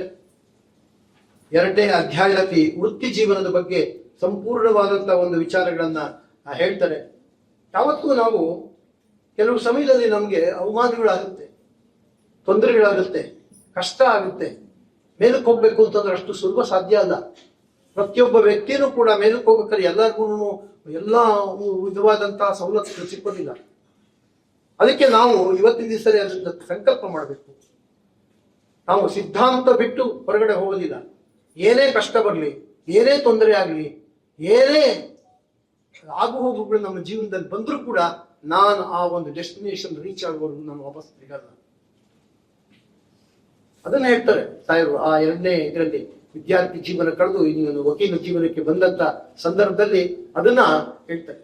ನಾವು ಸಂಕಲ್ಪ ಮಾಡಬೇಕು. ಯಾವಾಗಲೂ ಕೂಡ ಸಂಕಲ್ಪ ಮಾಡಿದ ರೀತಿಯಲ್ಲಿ ಏನೇ ಕಷ್ಟ ಬಂದರೂ ಆ ಒಂದು ಸಿದ್ಧಾಂತಕ್ಕೆ ಆಚೆಗೆ ಹೋಗ್ತೀರಾ, ನಾವು ನಡ್ಕೊಂಡು ಹೋಗ್ಬೇಕು. ಅದಕ್ಕೋಸ್ಕರ ವಿದ್ಯಾರ್ಥಿಗಳಿಗೆ ಅವ್ರು ಹೇಳೋದಿದೆ, ಸೈದ್ಧಾಂತಿಕವಾಗಿ ಬಲವಂತರಾಗಿ ನೀವು ಶಕ್ತಿಯುತರಾಗಿ ಒಂದು ತೀರ್ಮಾನವನ್ನು ಇವತ್ತು ತಗೊಳ್ಳಿ. ಏನೇ ಕಷ್ಟ ಬರಲಿ, ನಾನು ಇದನ್ನು ಬಿಟ್ಟು ಹೋಗಲ್ಲ, ಮಾಡೇ ಮಾಡ್ತೀನಿ ಅಂತಕ್ಕಂಥ ಒಂದು ವಿದ್ಯಾರ್ಥಿಗಳಿಗೆ ಉತ್ತಮವಾದಂತಹ ಸಂದೇಶಗಳನ್ನ ಈ ಒಂದು ಪ್ರತಿಯೊಂದು ಅಧ್ಯಾಯದಲ್ಲೂ ಕೂಡ ಸಾಹೇಬರು ಕೊಡ್ತಾ ಹೋಗ್ತಾರೆ. ವಕೀಲರಾಗ್ತಾರೆ, ಬಹಳ ಪ್ರಸಿದ್ಧರಾದಂತಹ ವಕೀಲರಾಗ್ತಾರೆ ಗುಲ್ಬರ್ಗದಲ್ಲಿ. ಎಷ್ಟೇ ಕಷ್ಟ ನಷ್ಟಗಳು ಏನೇ ಬಂದರೂ ಕೂಡ ಅದನ್ನೆಲ್ಲ ಬದಿಗೊತ್ತಿ ಜನಗಳ ಸೇವೆ ಮಾಡೋದಕ್ಕೆ ತಮ್ಮನ್ನ ತಾವು ಒದಗಿಸ್ಕೊತಾರೆ. ಬಡ ಜನತೆ ಆಗಿರ್ಬೋದು, ಸಾಹುಕಾರರಾಗಿರ್ಬೋದು, ಯಾರೇ ಆಗಿರಲಿ ತಮ್ಮ ಕೈಲಾದಂತಹ ಬಡವರಿಗೆ ಸಹಾಯ ಮಾಡೋದ್ರ ಮುಖಾಂತರವಾಗಿ. ಒಂದು ಪಾರ್ಟಿಷನ್ ಸೂಟ್ ಬರುತ್ತೆ ಸಾಹೇಬ್ರ ಹತ್ರ. ಭಾಗಕ್ಕೋಸ್ಕರ ಒಂದು ಲೇಡಿ ಕೇಸನ್ನು ಹಾಕ್ಬೇಕು, ಆಕೆ ಹತ್ರ ದುಡ್ಡು ಕೊಡಕ್ಕಿರಲ್ಲ. ಏನ್ ಮಾಡ್ಬೇಕು, ತಾಳಿ ಮಾರಿ ಫೀಸ್ ಕೊಡ್ಬೇಕು ಅಂತ ಪರಿಸ್ಥಿತಿ. ಅದಕ್ಕೆ ಸಾಹೇಬ್ರು ಕೊನೆಗೆ ಕೇಸಲ್ಲಿ ಗೆದ್ದು ಕೊಡ್ತಾರೆ ಆಕೆಗೆ. ಆಕೆ ಬಂದು ಸಾಹೇಬ್ರು ಆಶೀರ್ವಾದ ಮಾಡಿ, ನಿಮ್ಮ ಮಕ್ಕಳು ಮರಿಯೆಲ್ಲ ಶಾಂತಿಯಾಗಿ ನೆಮ್ಮದಿಯಾಗಿ ಜೀವನ ಮಾಡಲಿ, ನಿಮ್ಗೆ ಭಗವಂತ ಎಲ್ಲ ಕರುಣೆಯನ್ನ ತೋರಿಸ್ಲಿ ಅಂತಕ್ಕಂಥ ಒಂದು ಆಶೀರ್ವಾದ ಮಾಡ್ತಾರೆ. ಅದಕ್ಕೆ ಅಲ್ಲಿ ಸಾಹೇಬ್ರು ಹೇಳ್ತಾರೆ, ನೀವು ಎಷ್ಟು ಕೋಟಿ ಲಕ್ಷ ಕೊಟ್ಟಿರ್ತಾನೆ ಈ ಆಶೀರ್ವಾದಕ್ಕೆ ಸಮನಾಗುತ್ತೆ. ಆ ಒಂದು ಆತ್ಮತೃಪ್ತಿ ವಕೀಲರು ಬೆಳೆಸ್ಕೋಬೇಕು, ವಿದ್ಯಾರ್ಥಿಗಳು ಬೆಳೆಸ್ಕೋಬೇಕು. ಆತ್ಮತೃಪ್ತಿಗಿಂತ ಮಿಗಿಲಾದಂತ ತೃಪ್ತಿ ಬೇರೆ ಯಾವುದೂ ಇಲ್ಲ ಅಂತ ಹೇಳ್ತಾರೆ ಆ ಪುಸ್ತಕ. ಎಷ್ಟು ಒಳ್ಳೊಳ್ಳೆ ಆಣಿ ಮುತ್ತುಗಳ ಮುಖಾಂತರವಾಗಿ ಸಂದೇಶಗಳನ್ನ ಅವರು ಕೊಡ್ತಾ ಹೋಗ್ತಾರೆ. ಪ್ರತಿಯೊಂದು ಚಾಪ್ಟರ್ ನಲ್ಲೂ ಅಂತಂದ್ರೆ ಅವು ಇಟ್ ಈಸ್ ಎಕ್ಸ್ಪ್ಲೈನ್ ಮಾಡೋದಕ್ಕೂ ಕೂಡ ತುಂಬಾ ಕಷ್ಟ. ಅಷ್ಟು ಚೆನ್ನಾಗಿದೆ ಪುಸ್ತಕ. ನೀವು ಓದಿದ್ರೆ ಅದೆಲ್ಲ ನಿಮ್ಗೆ ಅರ್ಥ ಆಗ್ತಾ ಹೋಗುತ್ತೆ. ಮನನ ಮಾಡಿಕೊಂಡು ಅದನ್ನು ಅಳವಡಿಸ್ಕೊತಾ ಹೋದ್ರೆ ನಿಜಕ್ಕೂ ಜೀವನದಲ್ಲಿ ತುಂಬಾ ಎಲ್ಲರೂ ಮೇಲ್ ಬರೋದಕ್ಕೆ ಸಾಧ್ಯತೆ ಇದೆ. ಒಬ್ರು ಕಕ್ಷಿದಾರರು ಬರ್ತಾರೆ ಅವ್ರ ಆಫೀಸ್ಗೆ, ಬಹಳ ಯಂಗ್ಸ್ಟರ್, ಸ್ಫುರದ್ರೂಪಿಗಳು. ಸಾಹೇಬರು ಈಗಲೂ ಸ್ಫುರದ್ರೂಪಿಗಳು, ಸದಾ ಸೂಕ್ತದಲ್ಲಿ ಇರ್ತಕ್ಕಂಥ ಒಬ್ರು ಸಂತರು, ನ್ಯಾಯಾಂಗದ ಸಂತರು ಅಂತ ಹೇಳಿದ್ರು ತಪ್ಪಾಗಲ್ಲ. ಒಬ್ಬ ಕಕ್ಷಿಗಾರ ಬರ್ತಾರೆ. ಅವನು ಇವ್ರು ನೋಡಿರಲ್ಲ, ಸಾಹೇಬರು ನೋಡಿರಲ್ಲ ಮುಂಚೆ. ಎಲ್ಲೆಲ್ಲೋ ಸುತ್ತಾಕೊಂಡು ಯಾವ ಲಾಯರ್ ಪರವಾಗಿಲ್ಲ, ಯಾರು ಚೆನ್ನಾಗಿ ಮಾಡ್ತಾರೆ ಏನು ಅಂತ ತಿಳ್ಕೊಂಡು ಬರ್ತಾರೆ. ಶಿವರಾಜ್ ಪಾಟೀಲ್ ಕೇಸಲ್ಲಿ ಎಲ್ಲರೂ ಹೇಳ್ತಾರೆ. ಇವ್ರು ಕಚೇರಿ ಬರ್ತಾರೆ, ಸಾಹೇಬರು ಇರ್ತಾರೆ ಕಚೇರಿ ಒಳಗೆ. ಅವ್ನು ಬಂದ ತಕ್ಷಣ, ಸ್ವಾಮಿ ಸ್ವಲ್ಪ ತಂದೆಯವ್ರು ನೋಡ್ಬೇಕಾಗಿತ್ತು, ತಂದೆಯವ್ರು ಕರೀತಾರೆ. ಯಾಕೆ ಯಾರು ನೋಡ್ಬೇಕು ನೀವು ಅಂತ ಕೇಳ್ತಾರೆ. ನಾವು ಶಿವರಾಜ್ ಪಾಟೀಲ್ ನೋಡು, ನಾನೇ ಶಿವರಾಜ್ ಪಾಟೀಲ್ ಕೇಳ್ತಾರೆ. ಹೌದಾ, ಇಷ್ಟೊಂದು ಚಿಕ್ಕ ವಯಸ್ಸಿಗೆ ನೀವು ಶಿವರಾಜ್ ಪಾಟೀಲ್ ನೀವು ಇಷ್ಟೊಂದು ಹೆಸರು ಮಾಡ್ಬಿಟ್ಟಿದ್ದೀರಾ, ನಾವು ನಿಮ್ಮ ಹೆಸರು ನೋಡ್ಬಿಟ್ಟು ನಾವ್ ಯಾರೋ ವಯಸ್ಸಾದ ಲಾಯರ್ ಅಂತ ಅನ್ಕೊಂಡ್ಬಿಟ್ಟಿದ್ವಿ. ಅಂದ್ರೆ ಶ್ರದ್ಧೆ ಒಂದಿದ್ರೆ ನಿಮ್ಗೆ ವಯಸ್ಸಿನ ಮಿತಿ ಇಲ್ಲ. ಯಾವ ವಯಸ್ಸಿನಲ್ಲಿ ಏನಲ್ಲಿ ಬೇಕಾದ್ರೂ ಅಕ್ವೈರ್ ಮಾಡ್ತಕ್ಕಂಥ ಒಂದು ಶಕ್ತಿ ನಿಮ್ಗೆ ಬರ್ತದೆ. ಯಾವಾಗ ಆ ಶ್ರದ್ಧೆ ಇದ್ದು ಆ ಜ್ಞಾನವನ್ನ ಸಂಪಾದನೆ ಮಾಡ್ಕೊಂಡ್ರೆ, ಆ ಜ್ಞಾನವನ್ನ ಯಾರು ಕುಡಿಯಕ್ ಸಾಧ್ಯ ಇಲ್ಲ. You will become inevitable. ನೀವೇ ಬೇಕು, ಬೇರೆ ಯಾರು ಬೇಡ ಅಂತಕ್ಕಂಥ ಒಂದು ಸ್ಥಿತಿಯನ್ನ ನೀವು ಕ್ರಿಯೇಟ್ ಮಾಡೋದಕ್ಕೆ ಪ್ರತಿಯೊಬ್ಬರು ಕ್ರಿಯೇಟ್ ಮಾಡ್ತಕ್ಕಂಥ ಒಂದು ಶಕ್ತಿ ಇವತ್ತಿನ ದಿವಸ ವಿದ್ಯಾರ್ಥಿಗಳಿದೆ. ಅದನ್ನ ಬೆಳೆಸ್ಕೋಬೇಕು. ಈ ಪುಸ್ತಕ, ಇಂಥ ಪುಸ್ತಕಗಳನ್ನ ಓದೋದ್ರ ಮುಖಾಂತರವಾಗಿ. ಒಂದ್ಸಲಿ ಸಾಹೇಬರು ಪ್ರಿನ್ಸಿಪಾಲ್ ಸಾಹೇಬ್ ಆಗಿರ್ತಾರೆ, ಬಹಳ ಒಂದು ತಮಾಷೆಯಾದ ವಿಚಾರವನ್ನು ಕೂಡ ಮಾಡುತ್ತಾರೆ. ಬಹಳ ಪುಸ್ತಕದಲ್ಲಿ ನೀವು ಬರೀ ಇಂಥ ಬರೀ ಸಂದೇಶಗಳೇ ಇಲ್ಲ, ಕೆಲವೊಂದು ಬಹಳ ತಮಾಷೆಯಾಗಿರ್ತಕ್ಕಂಥ ವಿಚಾರಗಳು, ಅದನ್ನು ಕೂಡ ನವಿರಾದ ರೀತಿಯಲ್ಲಿ ಅವರು ಎಕ್ಸ್ಪ್ಲೈನ್ ಮಾಡ್ತಾ ಹೋಗ್ತಾರೆ. ಒಂದ್ಸರಿ ಅವರನ್ನ ಯಾವುದೋ ಒಂದು ಸಮಾರಂಭಕ್ಕೆ ಕರೆದ್ರು. ಸಮಾರಂಭಕ್ಕೆ ಕರೆಯೋದಕ್ಕೆ ಮುಂಚೆ ಯಾರು ಮುಖ್ಯ ಅತಿಥಿಗಳಾಗ ಆ ಸಮಾರಂಭಕ್ಕೆ ಬರ್ಬೇಕಾಗಿತ್ತು, ಅವ್ರು ಬರಲಿಲ್ಲ. ಎಮರ್ಜೆನ್ಸಿ ಪ್ರೋಗ್ರಾಮ್ ಎಲ್ಲ ಅರೇಂಜ್ ಮಾಡ್ಬಿಟ್ಟಿದ್ದಾರೆ, ಮುಖ್ಯ ಅತಿಥಿಗಳಿಗೆ ಬರ್ದಿದ್ರೆ ಹೇಗೆ ಅಂತ ಲಾಸ್ಟ್ ಮೂಮೆಂಟ್ ಅಲ್ಲಿ ಜಸ್ಟಿಸ್ ಶಿವರಾಜ್ ಪಾಟೀಲ್ನ ಅವಾಗ ಇನ್ನ ಪ್ರಾಂಶುಪಾಲರಾಗಿದ್ದಾಗ ಹೋಗಿ ಕೇಳ್ಕೊಂಡ್ರು, ದಯವಿಟ್ಟು ನೀವು ಬರ್ಬೇಕು ಈ ತರ ಆಗ್ಬಿಟ್ಟಿದೆ. ಅವ್ರು ಒಪ್ಕೊಂಡು ಗೊತ್ತಾಯ್ತು ಬರ್ತೀನಿ ಅಂತ. ಭಾಷಣ ಮಾಡುವಾಗ ಒಂದು ಮಾತು ಹೇಳ್ತಾರೆ. ಒಬ್ಬ ರಾಜ ಇದ್ದಂತೆ, ರಾಜ ಒಬ್ಬನಿಗೆ ನೇಣುಗಂಬಕ್ಕೆ ಆರ್ಡರ್ ಮಾಡಿದ್ರು, ಡೆತ್ ಸೆಂಟೆನ್ಸ್ ಅವಾರ್ಡ್ ಮಾಡಿ. ಆ ನೇಣಿನ ಕುಣಿ ಅವನು ಕುತ್ತಿಗೆಗೆ ಆಗ್ತಿರ್ಲಿಲ್ಲ, ಅದು ಸರಿ ಹೊಂತಿರ್ಲಿಲ್ಲ. ಅದಕ್ಕೆ ಅವರೆಲ್ಲ ನೇಣು ಹಾಕೋರು ರಾಜನ ಹತ್ರ ಕೇಳಿದ್ರಂತೆ, ಏನಪ್ಪಾ ಈ ತರ ಇದೆ ಮಹಾರಾಜ್ರೆ, ಅವ್ನು ನೇಣು ಹಾಕಕ್ಕಾಗ್ತಾ ಇಲ್ಲ, ಕುಣಿ ಅದಕ್ಕೆ ಸರಿ ಹೋಗ್ತಿಲ್ಲ ಅವನಿಗೆ. ಯಾವಾಗ ಆ ಕುಣಿ ಸರಿ ಹೋಗುತ್ತೆ ಅವನ್ನ ನೇಣು ಹಾಕ್ಸಿದ್ರು. ಅದಕ್ಕೆ ಯಾರೂ ಸಿಕ್ಕದೆ ಇರೋದಕ್ಕೋಸ್ಕರವಾಗಿ ನನ್ನನ್ನು ಕರ್ಕೊಂಡ್ ಬಂದು ಕೂರಿಸಿದ್ದಾರೆ. ಆಗ ನನಗೆ ನೇಣು ಹಾಕಿಲ್ಲ, ಹೂವಿನ ಹಾರ ಹಾಕಿ ಸನ್ಮಾನ ಮಾಡಿದ್ದಾರೆ. ಅದಂತಂದು ಅದನ್ನ ಎಷ್ಟು ನವಿರಾದ ರೀತಿಯಲ್ಲಿ, ಹಾಸ್ಯಭರಿತವಾದ ರೀತಿಯಲ್ಲಿ ಅವ್ರು ಎಷ್ಟು ಚೆನ್ನಾಗಿ ಅದನ್ನ ವಿವರಣೆ ಮಾಡಿದ್ದಾರೆ ಅಂತಂದ್ರೆ, ಆ ಪುಸ್ತಕ ಓದ್ತಾ ಇಂಥವು ಸಾಕಷ್ಟು ನಿಮಗೆ ಸಿಕ್ಕುತ್ತೆ ಅದನ್ನ ಓದೋದಕ್ಕೆ. ಯಾಕೆ ನಾನು ಇದನ್ನ ಹೇಳ್ತೀನಿ ಅಂತಂದ್ರೆ, ಪುಸ್ತಕ ನಿಮಗೆ ಓದಕ್ಕೆ ಶುರು ಮಾಡಿದ್ರೆ ಬೇಜಾರು ಪಡಿಸಲ್ಲ. ಇದನ್ನೆಲ್ಲ ನಿಮ್ಗೆ ಅರ್ಥ ಮಾಡ್ಕೊಂಡು ಇದ್ರಲ್ಲೂ ಒಂದು ಸಂದೇಶ ಅವ್ರು ಹೇಳೋದು ನೋಡಿ, ಅಕಸ್ಮಾತ್ ನಿಮಗೆ ವಿದ್ಯೆ ಇದೆ, ಬುದ್ಧಿ ಇದೆ, ಇದನ್ನ ನಾವು ಅದಕ್ಕೆ ಲಾಸ್ಟ್ ಪ್ಯಾರಾದಲ್ಲಿ ಹೇಳಿರೋದನ್ನ ಪುಸ್ತಕದಲ್ಲಿ ಹೇಳಿದೆ, ಸಮಾಜಕ್ಕೆ ಏನೋ ಒಂದು ನಮ್ಮ ಸೇವೆಯನ್ನು ಸಲ್ಲಿಸೋದಕ್ಕೆ ಅವಕಾಶಗಳು ಸಿಗ್ತಾ ಇರುತ್ತೆ, ಆ ಅವಕಾಶವನ್ನು ಯಾವತ್ತೂ ನಿರಾಕರಿಸಬೇಡ. ನನಗೊಂದು ಜ್ಞಾಪಕ ಬರುತ್ತೆ. ನನಗೊಂದ್ಸರಿ ಏನಾಯ್ತು ಅಂತಂದ್ರೆ, ನಾನು ಪರ್ಸನಲ್ ಚೂರು ಹೇಳ್ತೀನಿ ಸರ್, ದಯವಿಟ್ಟು ತಪ್ಪಿಸಿಕೊಳ್ಳಿ. ನನಗೆ ಒಂದ್ಸರಿ IMA ಇಂಡಿಯನ್ ಮೆಡಿಕಲ್ ಅಸೋಸಿಯೇಷನ್ ಅವರು ನಮ್ಮನ್ನ ಕರೆದರು. ಒಂದು ಕೆಡಾವರಿಕ್ ಟ್ರಾನ್ಸ್ಪ್ಲಾಂಟೇಶನ್ ಅನ್ನೋದ್ರ ಬಗ್ಗೆ ಲೆಕ್ಚರ್ ಕೊಡ್ಬೇಕು. ಕೆಡಾವರಿಕ್ ಟ್ರಾನ್ಸ್ಪ್ಲಾಂಟೇಶನ್ ಅಂತಂದ್ರೆ ಏನಪ್ಪಾ ಅಂತಂದ್ರೆ, ಸತ್ತ ದೇಹದಿಂದ ಆರ್ಗನ್ಗಳನ್ನ ತೆಗೆದು ಬೇರೆ ಒಂದು ಬದುಕಿರ್ತಕ್ಕಂಥ ವ್ಯಕ್ತಿಗೆ ಜೋಡಣೆ ಮಾಡೋದು. That is called as cadaveric transplantation. ಅದು ನನಗೆ ಗೊತ್ತೇ ಇರಲಿಲ್ಲ, ಅದೇ ನಾನು ಕೇಳೇ ಇರಲಿಲ್ಲ ಪದ. ನಾನು ಅವತ್ತು ಡಿಸ್ಟ್ರಿಕ್ಟ್ ಆಗಿದ್ದೆ ನಾನು ಅವಾಗ ಉಡುಪಿಯಲ್ಲಿ, ನಾನು ಕೇಳೇ ಇರಲಿಲ್ಲ. ಆದ್ರೂ ನಾನು ನಿರಾಕರಿಸ್ತಿಲ್ಲ ಅವನಿಗೆ. ಆದ್ರೂ ನಾನು ಒಂದು ಸ್ವಲ್ಪ ಸಮಯ ಕೊಡಿ, ನನಗೆ 2 ತಿಂಗಳು ಟೈಮ್ ಬೇಕು, ಲೆಕ್ಚರ್ ಫಿಕ್ಸ್ ಮಾಡಿ 2 ತಿಂಗಳು ಟೈಮ್ ಕೊಡಿ, ಬಂದ್ ಮಾಡ್ತೀನಿ ಅಂತ. ಆಮೇಲೆ ಎಲ್ಲ ಹುಡುಗದೆ ಇಂಗ್ಲೆಂಡ್ ಅಲ್ಲಿ ಆ ಕಾನೂನು ಏನ್ ಹೇಳುತ್ತೆ, ನಮ್ಮ ದೇಶದಲ್ಲಿ ಆ ಕಾನೂನು ಏನ್ ಹೇಳುತ್ತೆ, ಆ ಟೀಮ್ಡ್ ಕನ್ಸೆಂಟ್ ಅಂತಂದ್ರೇನು, ಯಾಕೆ ಸತ್ತ ವ್ಯಕ್ತಿಗೆ ಯಾರಿಂದ ಪರ್ಮಿಷನ್ ತಗೋಬೇಕು, ಅದನ್ನ ಮಾಡ್ಬೇಕಾದ್ರೆ ಯಾರಿಗೆ ಜೋಡಣೆ ಮಾಡ್ಬೇಕು, ಇದನ್ನೆಲ್ಲ ಸಮಗ್ರವಾಗಿ ಓದಿ ತಿಳ್ಕೊಂಡೆ. ಅವಾಗ ಗೂಗಲ್ ಇತ್ತು, ಅದ್ರ ಮುಖಾಂತರವಾಗಿ ಕೆಲವು ವಿಚಾರಗಳನ್ನ ತಿಳ್ಕೊಂಡು ಸುಮಾರು 1.5 ಗಂಟೆ ಅವ್ರಿಗೆ ಡಾಕ್ಟರ್ಸ್ಗೆ ಲೆಕ್ಚರ್ ಕೊಟ್ಟೆ. ಅವ್ರಿಗೆ ಆಶ್ಚರ್ಯ ಆಗ್ಬಿಟ್ಟು, ಸರ್ ಏನ್ ಸರ್, ನಾವು ಈ ಫೀಲ್ಡ್ ಅಲ್ಲಿ ಎಕ್ಸ್ಪರ್ಟ್ಸ್ ಅಂತ ನಾವು ಅನ್ಕೊಂತೀವಿ, you are an expert of experts. ಅಷ್ಟು ಚೆನ್ನಾಗಿ. ಅದಕ್ಕೆ ನಾನು ವಿದ್ಯಾರ್ಥಿಗಳಿಗೆ ಈ ಒಂದು ಇದ್ರ ಮುಖಾಂತರವಾಗಿ ಸಂದೇಶ ಏನ್ ಕೊಡೋದಕ್ಕೆ ಸಾಹೇಬರು ಪ್ರಯತ್ನ ಮಾಡಿದ್ದಾರೆ ಅಂತಂದ್ರೆ, ನಿಮ್ಮ ಜೀವನದಲ್ಲಿ ಬರ್ತಕ್ಕಂಥ ಯಾವುದೇ ಅವಕಾಶಗಳನ್ನು ಕಳ್ಕೋಬೇಡಿ, ನನಗೆ ಬರಲ್ಲ ಅಂತ ಹೇಳ್ಬೇಡಿ, ಸಮಯ ತಗೊಳ್ಳಿ, ಪ್ರಿಪೇರ್ ಆಗಿ, ಸನ್ನದ್ಧರಾಗಿ ಹೋಗಿ ಮಾಡಿ. ಅವ್ರಿಗೂ ನಾಲೆಡ್ಜ್ ಇಂಪ್ರೂವ್ ಆಗುತ್ತೆ, ನಿಮಗೂ ನಾಲೆಡ್ಜ್ ಇಂಪ್ರೂವ್ ಆಗುತ್ತೆ. ನಿಮ್ಮ ಒಂದು ಏನು ಶಕ್ತಿ ಏನಿದೆ, ಅದೋ ಶಕ್ತಿ, ಜೀ ಶಕ್ತಿ, ಅದು ಬೆಳೀತಾ ಹೋಗುತ್ತೆ. ಹೀಗೆ ಸಾಹೇಬರು ಆನಂತರ ಕರ್ನಾಟಕ ಹೈಕೋರ್ಟ್ ನಲ್ಲಿ ನ್ಯಾಯವಾದಿಗಳಾಗಬೇಕು. ಎಲ್ಲರನ್ನೂ ಕೂಡ ಬೆಂಗಳೂರಿನಲ್ಲಿದ್ದವರು ನಮಗೆ ನೀವು ಬನ್ನಿ ಅಂತ ಬಹಳ ಇದನ್ನ ಮಾಡಕ್ ಶುರು ಮಾಡಿದ್ರು. ಬೆಂಗಳೂರಿಗೆ ಹೋಗ್ಬೇಕಾ ಬೇಡವಾ ಅಂತ ಜಿಜ್ಞಾಸೆ. ಯಾಕಂದ್ರೆ ಅಲ್ಲಿ ರೋಯಿಂಗ್ ಪ್ರಾಕ್ಟೀಸ್ ಆಗಲೇ ಗುಲ್ಬರ್ಗದಲ್ಲಿ. ಇವ್ರನ್ನ ಬಿಟ್ಟರಿಲ್ಲ ಅಂತಕ್ಕಂಥ ಒಂದು ಪರಿಸ್ಥಿತಿ ಕ್ರಿಯೇಟ್ ಆಗಿತ್ತು. ಬೆಂಗಳೂರಿಗೆ ಬರ್ಬೇಕಾ ಬೇಡವಾ ಅಂತ. ಅಲ್ಲಿ ಎಷ್ಟು ಪ್ರಾಮುಖ್ಯತೆಯನ್ನು ಕೊಡ್ತಾರೆ ತಮ್ಮ ಕುಟುಂಬಕ್ಕೆ ಅಂತಂದ್ರೆ, ಅಲ್ಲಿ ನಮ್ಗೆ ಯಾಕೆ ನಿಮ್ಗೆಲ್ಲ ತಿಳ್ಕೋಬೇಕು, ನಾಳೆ ನೀವು ಮದುವೆ ಆಗ್ತೀರಾ, ಹೆಂಡತಿ ಬರ್ತಾಳೆ, ಮಕ್ಕಳಾಗ್ತಾರೆ, ಕುಟುಂಬಕ್ಕೂ ಎಷ್ಟು ಪ್ರಾಮುಖ್ಯತೆಯನ್ನು ಕೊಡಬೇಕು ಅಂತಂದ್ರೆ, ಅವ್ರು ಹೇಳಿದ್ರು, ನನ್ನ ಹೆಂಡತಿ ಕೈನಲ್ಲಿ 2 ಚೀಟಿ ಬರೆದು ಹೋಗ್ಬೇಕಾ ಬೇಡವಾ, ಎಸ್ ಆರ್ ನೋ ಬರೆದ್ಬಿಟ್ಟು ನಮ್ಮ ಮನೆದೇವರ ಮುಂದೆ ಹೋಗಿ ಆ ಚೀಟಿಗಳನ್ನ ಪಾದದಲ್ಲಿ ಇಟ್ಟು ಕಣ್ಣು ಮುಚ್ಕೊಂಡು ಕೇಳ್ಕೊಂಡು ಯಾವ್ದಾರು ಒಂದು ಚೀಟಿ ಎತ್ತು ಅಂತ ನನ್ನ ಹೆಂಡತಿ ನಾನು ಹೇಳಿದೆ. ಒಂದು ಚೀಟಿ ಎತ್ತಿದ್ಲು, ಅದರಲ್ಲಿ ಎಸ್ ಅಂತ ಇತ್ತು. ಬೆಂಗಳೂರಿಗೆ ಹೋಗ್ಬೇಕು ಅಂತ ತೀರ್ಮಾನ ಮಾಡಿದೆ. ಅದು ಒಂದು ಡೆಸ್ಟಿನಿಯನ್ನು ಕಾಯ್ತಾ ಇತ್ತು ಸಾಹೇಬ್. ಮುಂದಿನ ಒಂದು ಉತ್ಕೃಷ್ಟವಾದಂತ ಜಾಗಕ್ಕೆ ಹೋಗೋದಕ್ಕೆ ಅದೊಂದು ಡೆಸ್ಟಿನಿ. ಅಲ್ಲಿಂದ ಇಲ್ಲಿ ಬರೋದಕ್ಕೆ ಒಂದು ಅವರ ಮಡದಿ ಕಾರಣೀಭೂತರು, ಆ ದೇವರ ಮುಖಾಂತರವಾಗಿ, ದೇವರು ಅವರ ಮಡದಿಯ ಮುಖಾಂತರವಾಗಿ ಎಸ್ ಅನ್ನು ಚೀಟಿ ಎತ್ತಿಸ್ತಾರೆ. ನೋಡಿ, ಹಾಗೆ ಎಷ್ಟು ಪ್ರಾಮುಖ್ಯತೆಯನ್ನು ಕೊಡಬೇಕು ನಮ್ಮ ಜೊತೆಯಲ್ಲಿರ್ತಕ್ಕಂಥವ್ರಿಗೆ, ನಮ್ಮ ಕುಟುಂಬದ ವರ್ಗದವರಿಗೆ ಅಂತನ್ನೋದನ್ನು ಕೂಡ, ಸಾಂಸಾರಿಕವಾಗಿ ಹೇಗಿರ್ಬೇಕು ಅನ್ನೋದನ್ನು ಕೂಡ ಒಂದು ಸಂದೇಶವನ್ನು ಅವರು ಕೊಡ್ತಾ ಹೋಗ್ತಾರೆ. ಕರ್ನಾಟಕ ಹೈಕೋರ್ಟ್ ಬರ್ತಾರೆ. ಇಲ್ಲಿ ಸಾಕಷ್ಟು ಅವರಿಗೆ ಜೂನಿಯರ್ಸ್ ಉತ್ತಮವಾದಂತಹ ಪ್ರಾಕ್ಟೀಸ್ ಪ್ರಾರಂಭ ಮಾಡ್ತಾರೆ.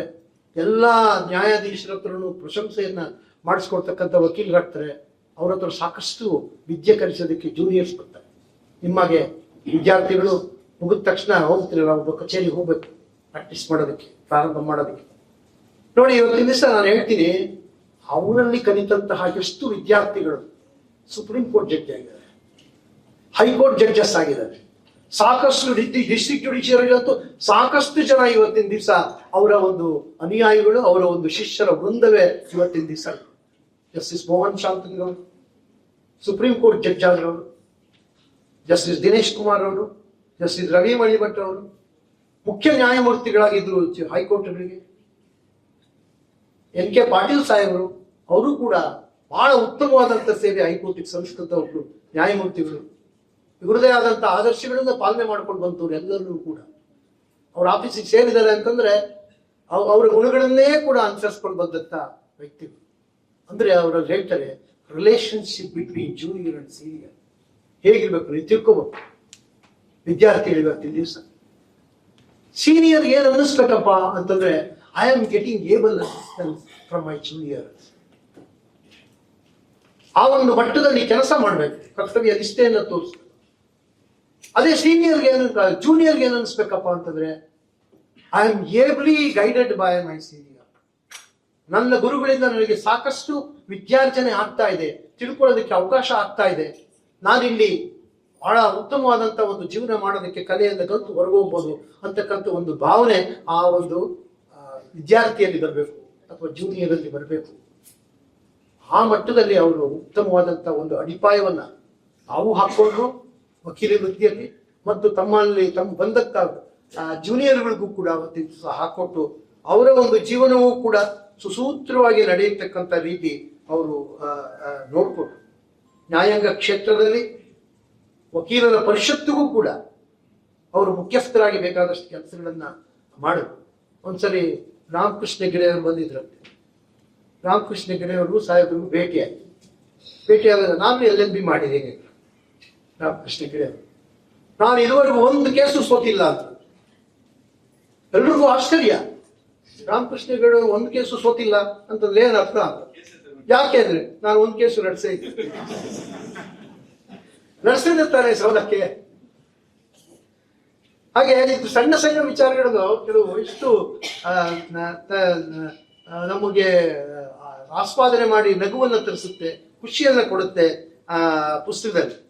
ಹಾಗೆ ಒಂದ್ಸರಿ ವಕೀಲಿ ವೃತ್ತದಲ್ಲಿ ಪ್ರಾಕ್ಟೀಸ್ ಮಾಡ್ತಾ ಇರ್ತಕ್ಕಂಥ ಸಮಯದಲ್ಲಿ ಇವತ್ತಿನ ದಿವಸ ನಾವು ನಮ್ಮ ಭಾರತದ ನ್ಯಾಯಾಂಗ ವ್ಯವಸ್ಥೆಗೆ ನಿನ್ನೆ ಭೀಷ್ಮ ಪಿತಾಮಹ ಅಂತ ಕರಿತೀವಿ, ಜಸ್ಟಿಸ್ ವೆಂಕಟಾಚಲಯ್ಯ ಇವತ್ತಿನ ದಿವಸ ಜ್ಞಾಪಿಸ್ಕೋಬೇಕು ಅವ್ರನ್ನ. ಅವರ ಗೈಡೆನ್ಸ್ ಹೇಗಿತ್ತು ಸಾಹೇಬರಿಗೆ ಅಂತ.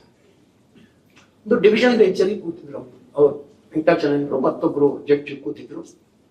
ಸಾಹೇಬರು ಸಾಯಂಕಾಲ ಆಗಿತ್ತು, ಇನ್ನೇನು ಇಳಿಬೇಕು. ಆ ಸಮಯದಲ್ಲಿ ಅವ್ರದ್ದು ಆರ್ಗ್ಯುಮೆಂಟ್ ಇತ್ತು, ಸಾಹೇಬರದು ಅರ್ಧಂಬರ್ಧ ಆರ್ಗ್ಯುಮೆಂಟ್ ಆಯ್ತು. ಇವರು ಯಾವುದೋ ಒಂದು ವಿಚಾರವನ್ನ ಪ್ರತಿಪಾದನೆ ಮಾಡಿದ್ರು. ಅವರು ಇಳಿಯೋ ಒಂದಿದ್ದು, ಇಲ್ರಿ ನೀವು ಹೇಳ್ತಿರೋ ಸರಿಯಲ್ಲ, this is not correct legal proposition, we don't agree with you ಅಂತ ಹೇಳ್ತಾರೆ. Anyway you continue your arguments tomorrow. ಮಾರನೇ ದಿನ ಮತ್ತೆ ಶುರುವಾಯಿತು ಆರ್ಗ್ಯುಮೆಂಟ್. ಶುರುವಾದಾಗ ಫಸ್ಟ್ ಬಂದು ಕೂತ್ಕೊಂಡಾಗ, ಶಿವರಾಜ್ ಪಾಟೀಲ್ ರವರೇ, ನಿನ್ನೆ ತಾವು ಆರ್ಗ್ಯುಮೆಂಟ್ ಮಾಡಿದ್ರಿ, ಈ ಒಂದು ಕಾನೂನನ್ನ ವಿಶ್ಲೇಷಣೆ ಮಾಡಿದ್ರಿ, ನಾವು ತಪ್ಪರ್ಥ ಮಾಡ್ಕೊಂಡ್ವಿ ನಿಮ್ಮನ್ನ, ನೀವು ಮಾಡಿರ್ತಕ್ಕಂಥ ವಿಶ್ಲೇಷಣೆ ಕರೆಕ್ಟ್. ಆ ಜಡ್ಜುಗಳು ಕೂಡ ಎಷ್ಟೊಂದು ಉದಾತ್ತವಾದಂತ ಮನೋಭಾವನೆ ಇತ್ತು. ಸಾಹೇಬರು ಹೇಳ್ತಾರೆ, ಆ ಒಂದು ಉದಾತ್ತವಾದಂತ ಒಂದು ಮನೋಭಾವನೆ ವಕೀಲರಿಗೆ ಏನ್ ಟ್ರೀಟ್ಮೆಂಟ್ ಕೊಡಬೇಕು ನ್ಯಾಯಾಲಯದಲ್ಲಿ, ಹೇಗೆ ಅವರನ್ನು ಗೌರವಿಸಬೇಕು ಅನ್ನೋದನ್ನ ನಾನು ಆ ಒಂದು ಸನ್ನಿವೇಶದಿಂದ ತಿಳ್ಕೊಂಡು ನನ್ನ ಜೀವನದಲ್ಲಿ ಅಳವಡಿಸ್ಕೊಂಡೆ. ಆ ನಂತರ ನ್ಯಾಯಮೂರ್ತಿಗಳಾದ ನಂತರ ಥ್ರೂಔಟ್ ಅದನ್ನ ಅನುಸರಿಸ್ಕೊಂಡು ಬಂದಂತ ಒಂದು ವ್ಯಕ್ತಿ ಅಂತಂದ್ರೆ ಜಸ್ಟಿಸ್ ಶಿವರಾಜ್ ಪಾಟೀಲ್ ನೋಡಿ.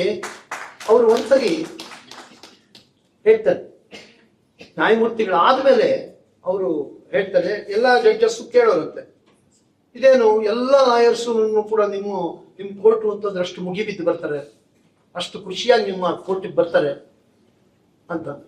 ಅದಕ್ಕೆ ಅವ್ರು ಹೇಳಿದ್ರಂತೆ, ನೋಡಿ, we should treat them very polite, but we should be very firm in our judgement. ನೀವು ಜಡ್ಜ್ಮೆಂಟ್ ಅನ್ನ ನೀವೇನಾದ್ರು ಮಾಡಿ, ನಿಮ್ಮ ಒಂದು ಮೇಧಾವಿ ಶಕ್ತಿಗೆ ಸಂಬಂಧಪಟ್ಟಂತೆ, ನಿಮ್ಮ ಒಂದು ಏನು ವಿಶ್ಲೇಷಣೆಗೆ ಒಳಪಟ್ಟಂತೆ, ಫ್ಯಾಕ್ಟ್ಸ್ ಆಗಿರ್ಬೋದು, ಲಾ ಆಗಿರ್ಬೋದು, ಅವರಿಂದ ಕೇಳಿದ ನಂತರ ನೀವು ಅದನ್ನು ಹೇಗೆ ಅರ್ಥ ಮಾಡ್ಕೊಂಡ್ರಿ, ನೀವೇನ್ judgement but you should be firm in your judgement. ಬಟ್ ಆ ಜಡ್ಜ್ಮೆಂಟ್ ಅನ್ನ ಮಾಡೋದಕ್ಕಿಂತ ಮುಂಚಿತವಾಗಿ ಅವ್ರ ಮೇಲೆ ಹೇರಕ್ ಹೋಗಬಾರ್ದು. ನನಗೆ ಎಲ್ಲ ಗೊತ್ತಿದೆ ಅಂತ ಅಂದ್ಬಿಟ್ಟು ಅವ್ರಿಗೆ ನಿರಾಕರಣೆ ಮಾಡಬಾರ್ದು. ಅವ್ರು ಹೇಳ್ತಕ್ಕಂಥ ವಿಚಾರಗಳನ್ನ ಕೇಳಬೇಕು ಅಂತಕ್ಕಂಥ ಒಂದು ವಿಚಾರವನ್ನ ನ್ಯಾಯಮೂರ್ತಿಗಳಾದ ಮೇಲೆ ಅವರು ಅನುಸರಣೆ ಮಾಡಿಕೊಂಡು ಹೋಗಿದ್ರಿಂದ ಎಲ್ಲ ವಕೀಲರಿಗೂ ಕೂಡ ಅವರು ಪ್ರೀತಿ ಪಾತ್ರರಾಗೋದಕ್ಕೆ ಯಾವುದೇ ಅನುಮಾನ ಇಲ್ಲ. ಹಾಗೆ ವಕೀಲರುಗಳು ಅಷ್ಟೇ, ವಿದ್ಯಾರ್ಥಿಗಳು ಅಷ್ಟೇ. ಇವತ್ತಿನ ದಿವಸ ಕಲಿಬೇಕಾದಂಥ ಸಂದರ್ಭದಲ್ಲಿ, ವಕೀಲರಾದಂಥ ಸಂದರ್ಭದಲ್ಲಿ ನಿಮ್ಮಲ್ಲಿ ಎಷ್ಟೋ ಜನ ನಾಳೆ ನ್ಯಾಯಮೂರ್ತಿಗಳಾಗ್ಬೋದು, ಜಡ್ಜಸ್ ಆಗ್ಬೋದು, ಸುಪ್ರೀಂ ಕೋರ್ಟ್ ರೀಚ್ ಆಗ್ಬೋದು, ಬೇಕಾದಷ್ಟು ಚಾನ್ಸಸ್ ಇರುತ್ತೆ. ಅದಕ್ಕೆ ಈಗಲೇ ಅಂತ ವಿದ್ಯೆಗಳನ್ನ ಅಳವಡಿಸ್ಕೊಂಡ್ರೆ ನಾವು ನಿಜಕ್ಕೂ ಕೂಡ ಉತ್ತಮವಾದಂತ ಒಬ್ರು ವಿದ್ಯಾರ್ಥಿ ಆಗ್ತೀರಾ, ವಕೀಲರಾಗ್ತೀರಾ, ನಂತರ ನ್ಯಾಯಾಧೀಶರು ಆಗೋದಕ್ಕೆ ಸಾಧ್ಯತೆ ಇದೆ. ಅದನ್ನ ಅವರು ಹೇಳ್ತಾ ಹೋಗ್ತಾರೆ, ತುಂಬಾ ಚೆನ್ನಾಗಿ ಹೇಳ್ತಾ ಇರ್ತಾರೆ. ಆ ನಂತರ ನ್ಯಾಯಮೂರ್ತಿಗಳಾಗಿ ಮದ್ರಾಸ್ ಹೈಕೋರ್ಟ್ಗೆ ನ್ಯಾಯಮೂರ್ತಿಗಳಾಗಿ ಹೋಗ್ತಾ ಇತ್ತು. ಅಲ್ಲೂ ಅಷ್ಟೇ, ಅವಾಗ ಶ್ರೀಯುತ KS ಸ್ವಾಮಿ ಅವರು ಚೀಫ್ ಜಸ್ಟಿಸ್ ಆಗಿರ್ತಾರೆ. ಅವರು ಕೇಳ್ತಾರೆ, ಎಲ್ಲಾ ಜೂನಿಯರ್ ಜಡ್ಜಸ್ಸು ನಿಮ್ ಡಿವಿಷನ್ ಬೆಂಚ್ ಕೂತ್ಕೋಬೇಕು ಅಂತ ಕೇಳ್ತಾರೆ. ಯಾಕೆ? ಫಸ್ಟ್ ಆಗಿ ಬಂದಂತ ಜಡ್ಜಸ್ನ ಎಲ್ಲಿ ಕೂತ್ಕೋಬೇಕು ಏನು ಅಂತಂದು ಡಿಸೈಡ್ ಮಾಡ್ತಕ್ಕಂಥ ಚೀಫ್ ಜಸ್ಟಿಸ್ ಅವರು ಹೇಳೋದು, ತಮ್ಮನ್ನ ಸಾಹೇಬರು ಶಿವರಾಜ್ ಪಾಟೀಲ್ ಸಾಹೇಬ್ರ ಜೊತೆ ಕೂರಿಸಿ. ಯಾಕೆ ಅಂತಂದು ಕೇಳಿರಂತೆ ಇವ್ರನ್ನೇ ಸಾಹೇಬ್ರನ್ನೇ ಕೇಳಿದ್ರು, ಸ್ವಾಮಿ ಸಾಹೇಬರು. ಅದಕ್ಕೆ ಇವ್ರು ಹೇಳಿದ, ನಾನು ಕೇಳಿದ ನಾನೇನು ಉತ್ತರ ಹೇಳಿ, ನೀವು ಅವ್ರನ್ನೇ ಕೇಳಿ, ಅವ್ರು ಯಾಕೆ ಕೇಳಿದ್ರು ಅಂತ. ಅದಕ್ಕೆ ಅವ್ರನ್ನು ಕೇಳಿದ್ರಂತೆ ಆ ಜೂನಿಯರ್ ಜಡ್ಜಸ್. ಅದಕ್ಕೆ ಇಲ್ಲ, ಅವ್ರು ಲಾಯರ್ ಹಿಡ್ಕೊಳ್ತಕ್ಕಂಥ ಟ್ರೀಟ್ಮೆಂಟ್, ನ್ಯಾಯಾಲಯದಲ್ಲಿ ಕ್ರಿಯೇಟ್ ಮಾಡ್ತಕ್ಕಂಥ ಒಂದು ವಾತಾವರಣ, ಹೋಮ್ಲಿ ಅಟ್ಮಾಸ್ಫಿಯರ್. ಸರ್ ದಯವಿಟ್ಟು ಮೊಬೈಲ್ ಆಫ್ ಮಾಡ್ತೀರಾ ಸರ್? ಕ್ಷಮಿಸಿ, ಯಾರ್ದಾರು ಹಿಂಗಾಯ್ತು, ಕ್ಷಮಿಸಿ. ನಾನು ಮೂಡ ಊಟ ಆಗ್ಬಿಡುತ್ತೆ, ಏನೋ ಹೇಳ್ಬಿಟ್ರೆ ಆಮೇಲೆ ಆ ಪುಸ್ತಕದ ಇದೇ ಹೊಟ್ಟೋಗ್ಬಿಡುತ್ತೆ. ಮುಗಿಸ್ಬಿಟ್ಟೆ, ಇನ್ನೊಂದು 10-15 ನಿಮಿಷದಲ್ಲಿ ಮುಗಿಸ್ಬಿಟ್ಟು.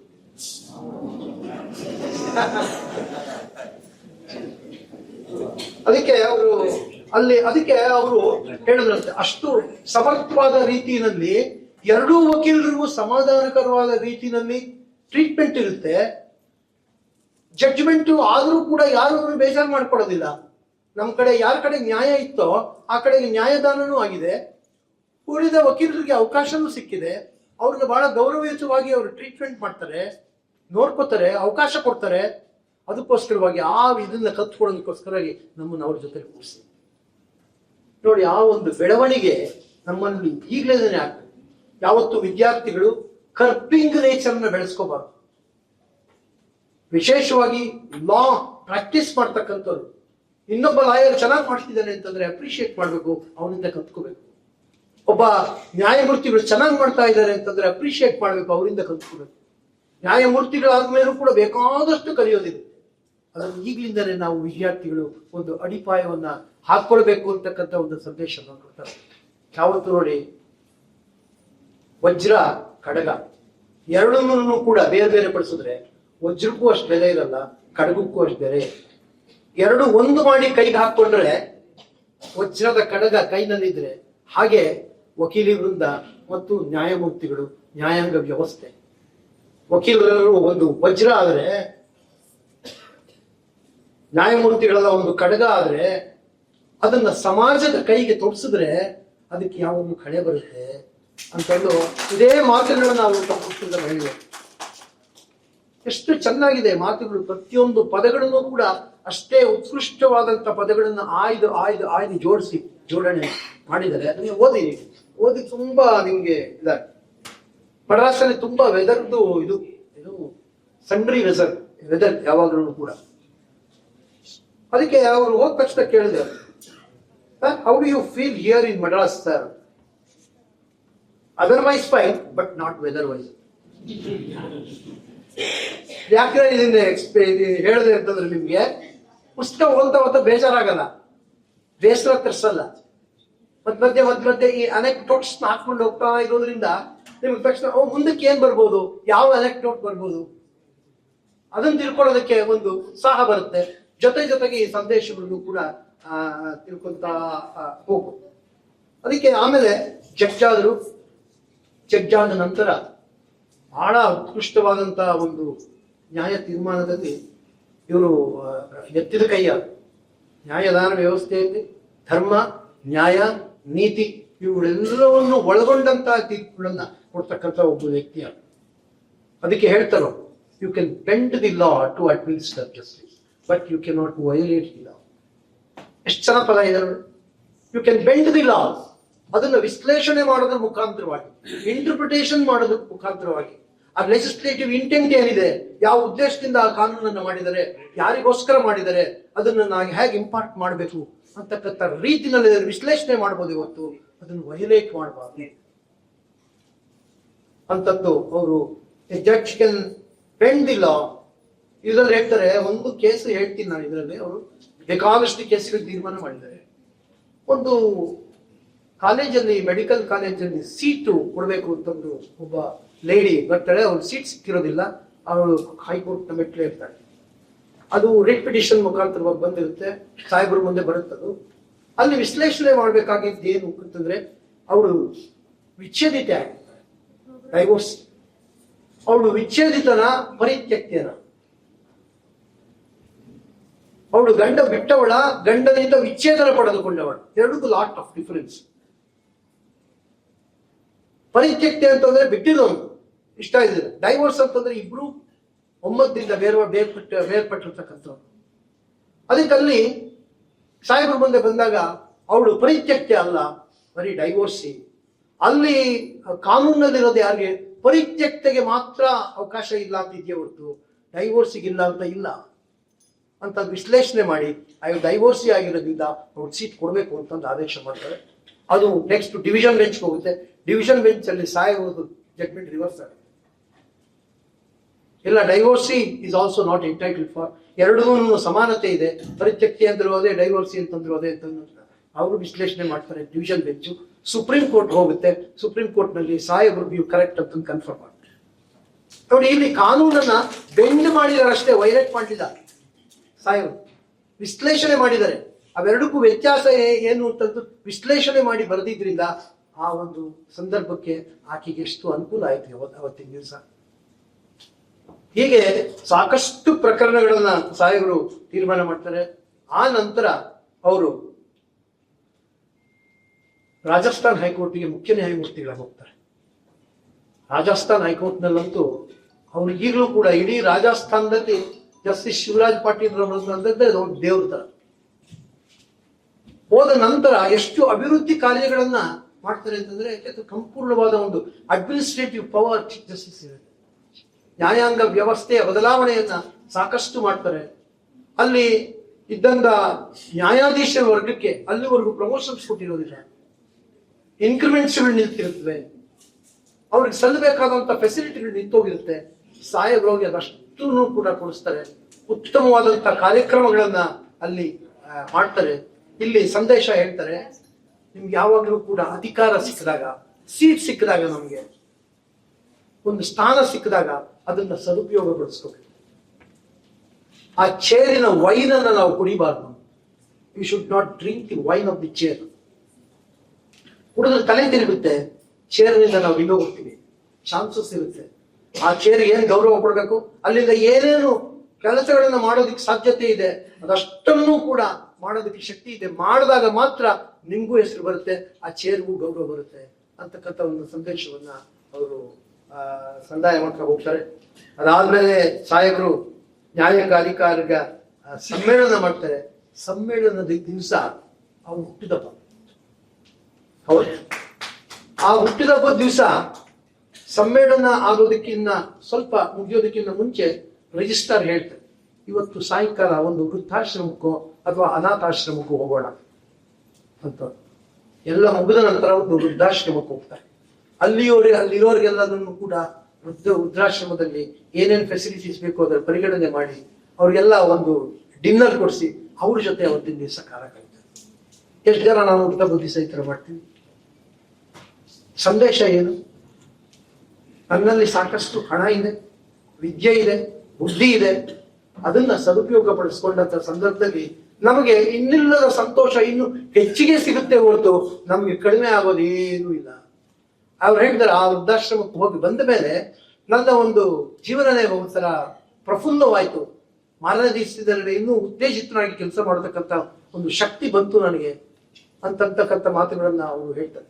ಹಾಗೆ ನಮ್ಮ ಜೀವನದಲ್ಲಿ ಸಾಮಾಜಿಕವಾಗ್ಲೂ ಕೂಡ ನಾವು ನಮ್ಮನ್ನ ಬೆಳೆಸ್ಕೊಳ್ಳೋದಕ್ಕೆ ಇಡೀ ಸಮಾಜ ನಂದು, ನಮ್ಮವರು ಎಲ್ಲರನ್ನೂ ನಾನು ಬೆಳಿಬೇಕು, ನಮ್ಮ ಜೊತೆಯಲ್ಲಿ ಇರ್ತಕ್ಕಂಥವ್ರನ್ನು ಬೆಳೆಸ್ಬೇಕು, ಅವರ ಕಷ್ಟ ಸುಖಗಳನ್ನು ನಾವು ಭಾಗಿಯಾಗಬೇಕು ಅಂತಕ್ಕಂಥ ಒಂದು ಸಂದೇಶವನ್ನ ಈ ಒಂದು ಚಾಪ್ಟರ್ ನಲ್ಲಿ ಕೊಡ್ತಾ ಹೋಗ್ತಾರೆ.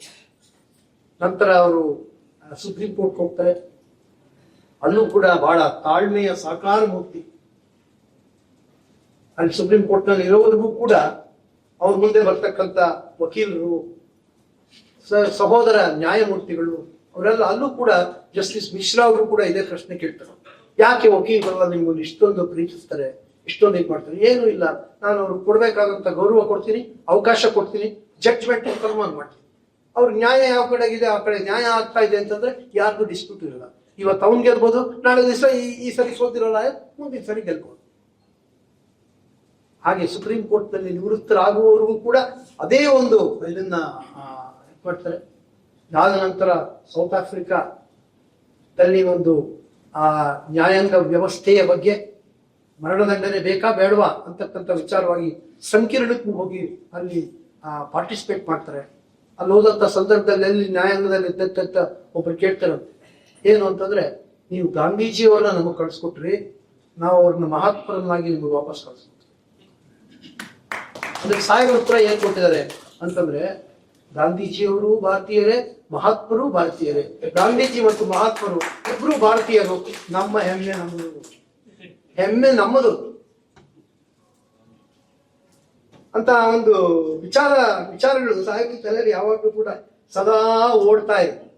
ಕೊನೆಯ ದಿನದವರೆಗೂ ಕೂಡ last day of his lordship's retirement he delivered various judgments on that day. ಕೊನೆಯ ದಿನದವರೆಗೂ ಕೂಡ ಅವರು ಯಾವುದೇ ರೀತಿಯಾದಂತಹ ಕರ್ತವ್ಯಕ್ಕೆ ಒಂದು ನಿಮಿಷನೂ ಕೂಡ ದೇವಪ್ಪು ಮಾಡದಂತೆ ಕೆಲಸ. ನಾವು ಕೆಲವು ನೋಡ್ತೀವಿ, ಕೊನೆ ದಿನ ಬಂದು ಸಾಕು ಬಿಡಪ್ಪ, ಈಗ ಎಷ್ಟು ಕೆಲಸ ಮಾಡೋದು, ಮಾಡಿದ್ದೆ ಮಾಡ್ತಾರೆ, ಸ್ವಲ್ಪ ದಿನ ಆರಾಮ ಕಾಲ ಕಳೆಯೋಣ ಅಂತಂದು LTC ಹಾಕೊಂಡು ರಜಾಗಳು ಹಾಕೊಳ್ಳೋದು, ಟೂರ್ ಹೋಗೋದು ಎಲ್ಲ ಬೇಕಾದಷ್ಟು ನಾವು ನೋಡಿದ್ದೇವೆ.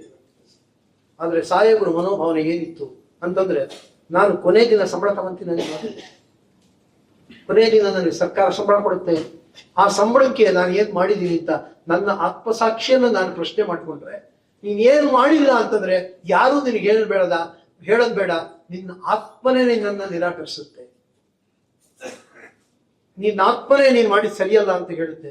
ನಾವ್ಯಾವತ್ತೂ ಕೂಡ ನಮ್ಮ ಆತ್ಮಸಾಕ್ಷಿಗೆ ನಾವೇ ಸಾಕ್ಷಿಯಾಗಿರ್ಬೇಕು. ನಮ್ಮ ಆತ್ಮಸಾಕ್ಷಿಗೆ ಯಾವತ್ತೂ ಸರಿಯಾದ ರೀತಿಯಲ್ಲಿ ಅದನ್ನು ಸಂತೋಷ ಪಡ್ತಕ್ಕಂಥ ರೀತಿಯಲ್ಲಿ ನಡ್ಕೋಬೇಕು ಅಂತಕ್ಕಂಥ ಒಂದು ಸಂದೇಶ, ಬಹಳ ಉತ್ಕೃಷ್ಟವಾದಂಥ ಸಂದೇಶಗಳನ್ನ ಅವರು ಕೊಡ್ತಾ ಹೋಗ್ತಾರೆ. ಎಷ್ಟು ಹೇಳಿದ್ರು ಕೂಡ ನಮ್ಗೆ ಸಾಕಾಗೋದಿಲ್ಲ.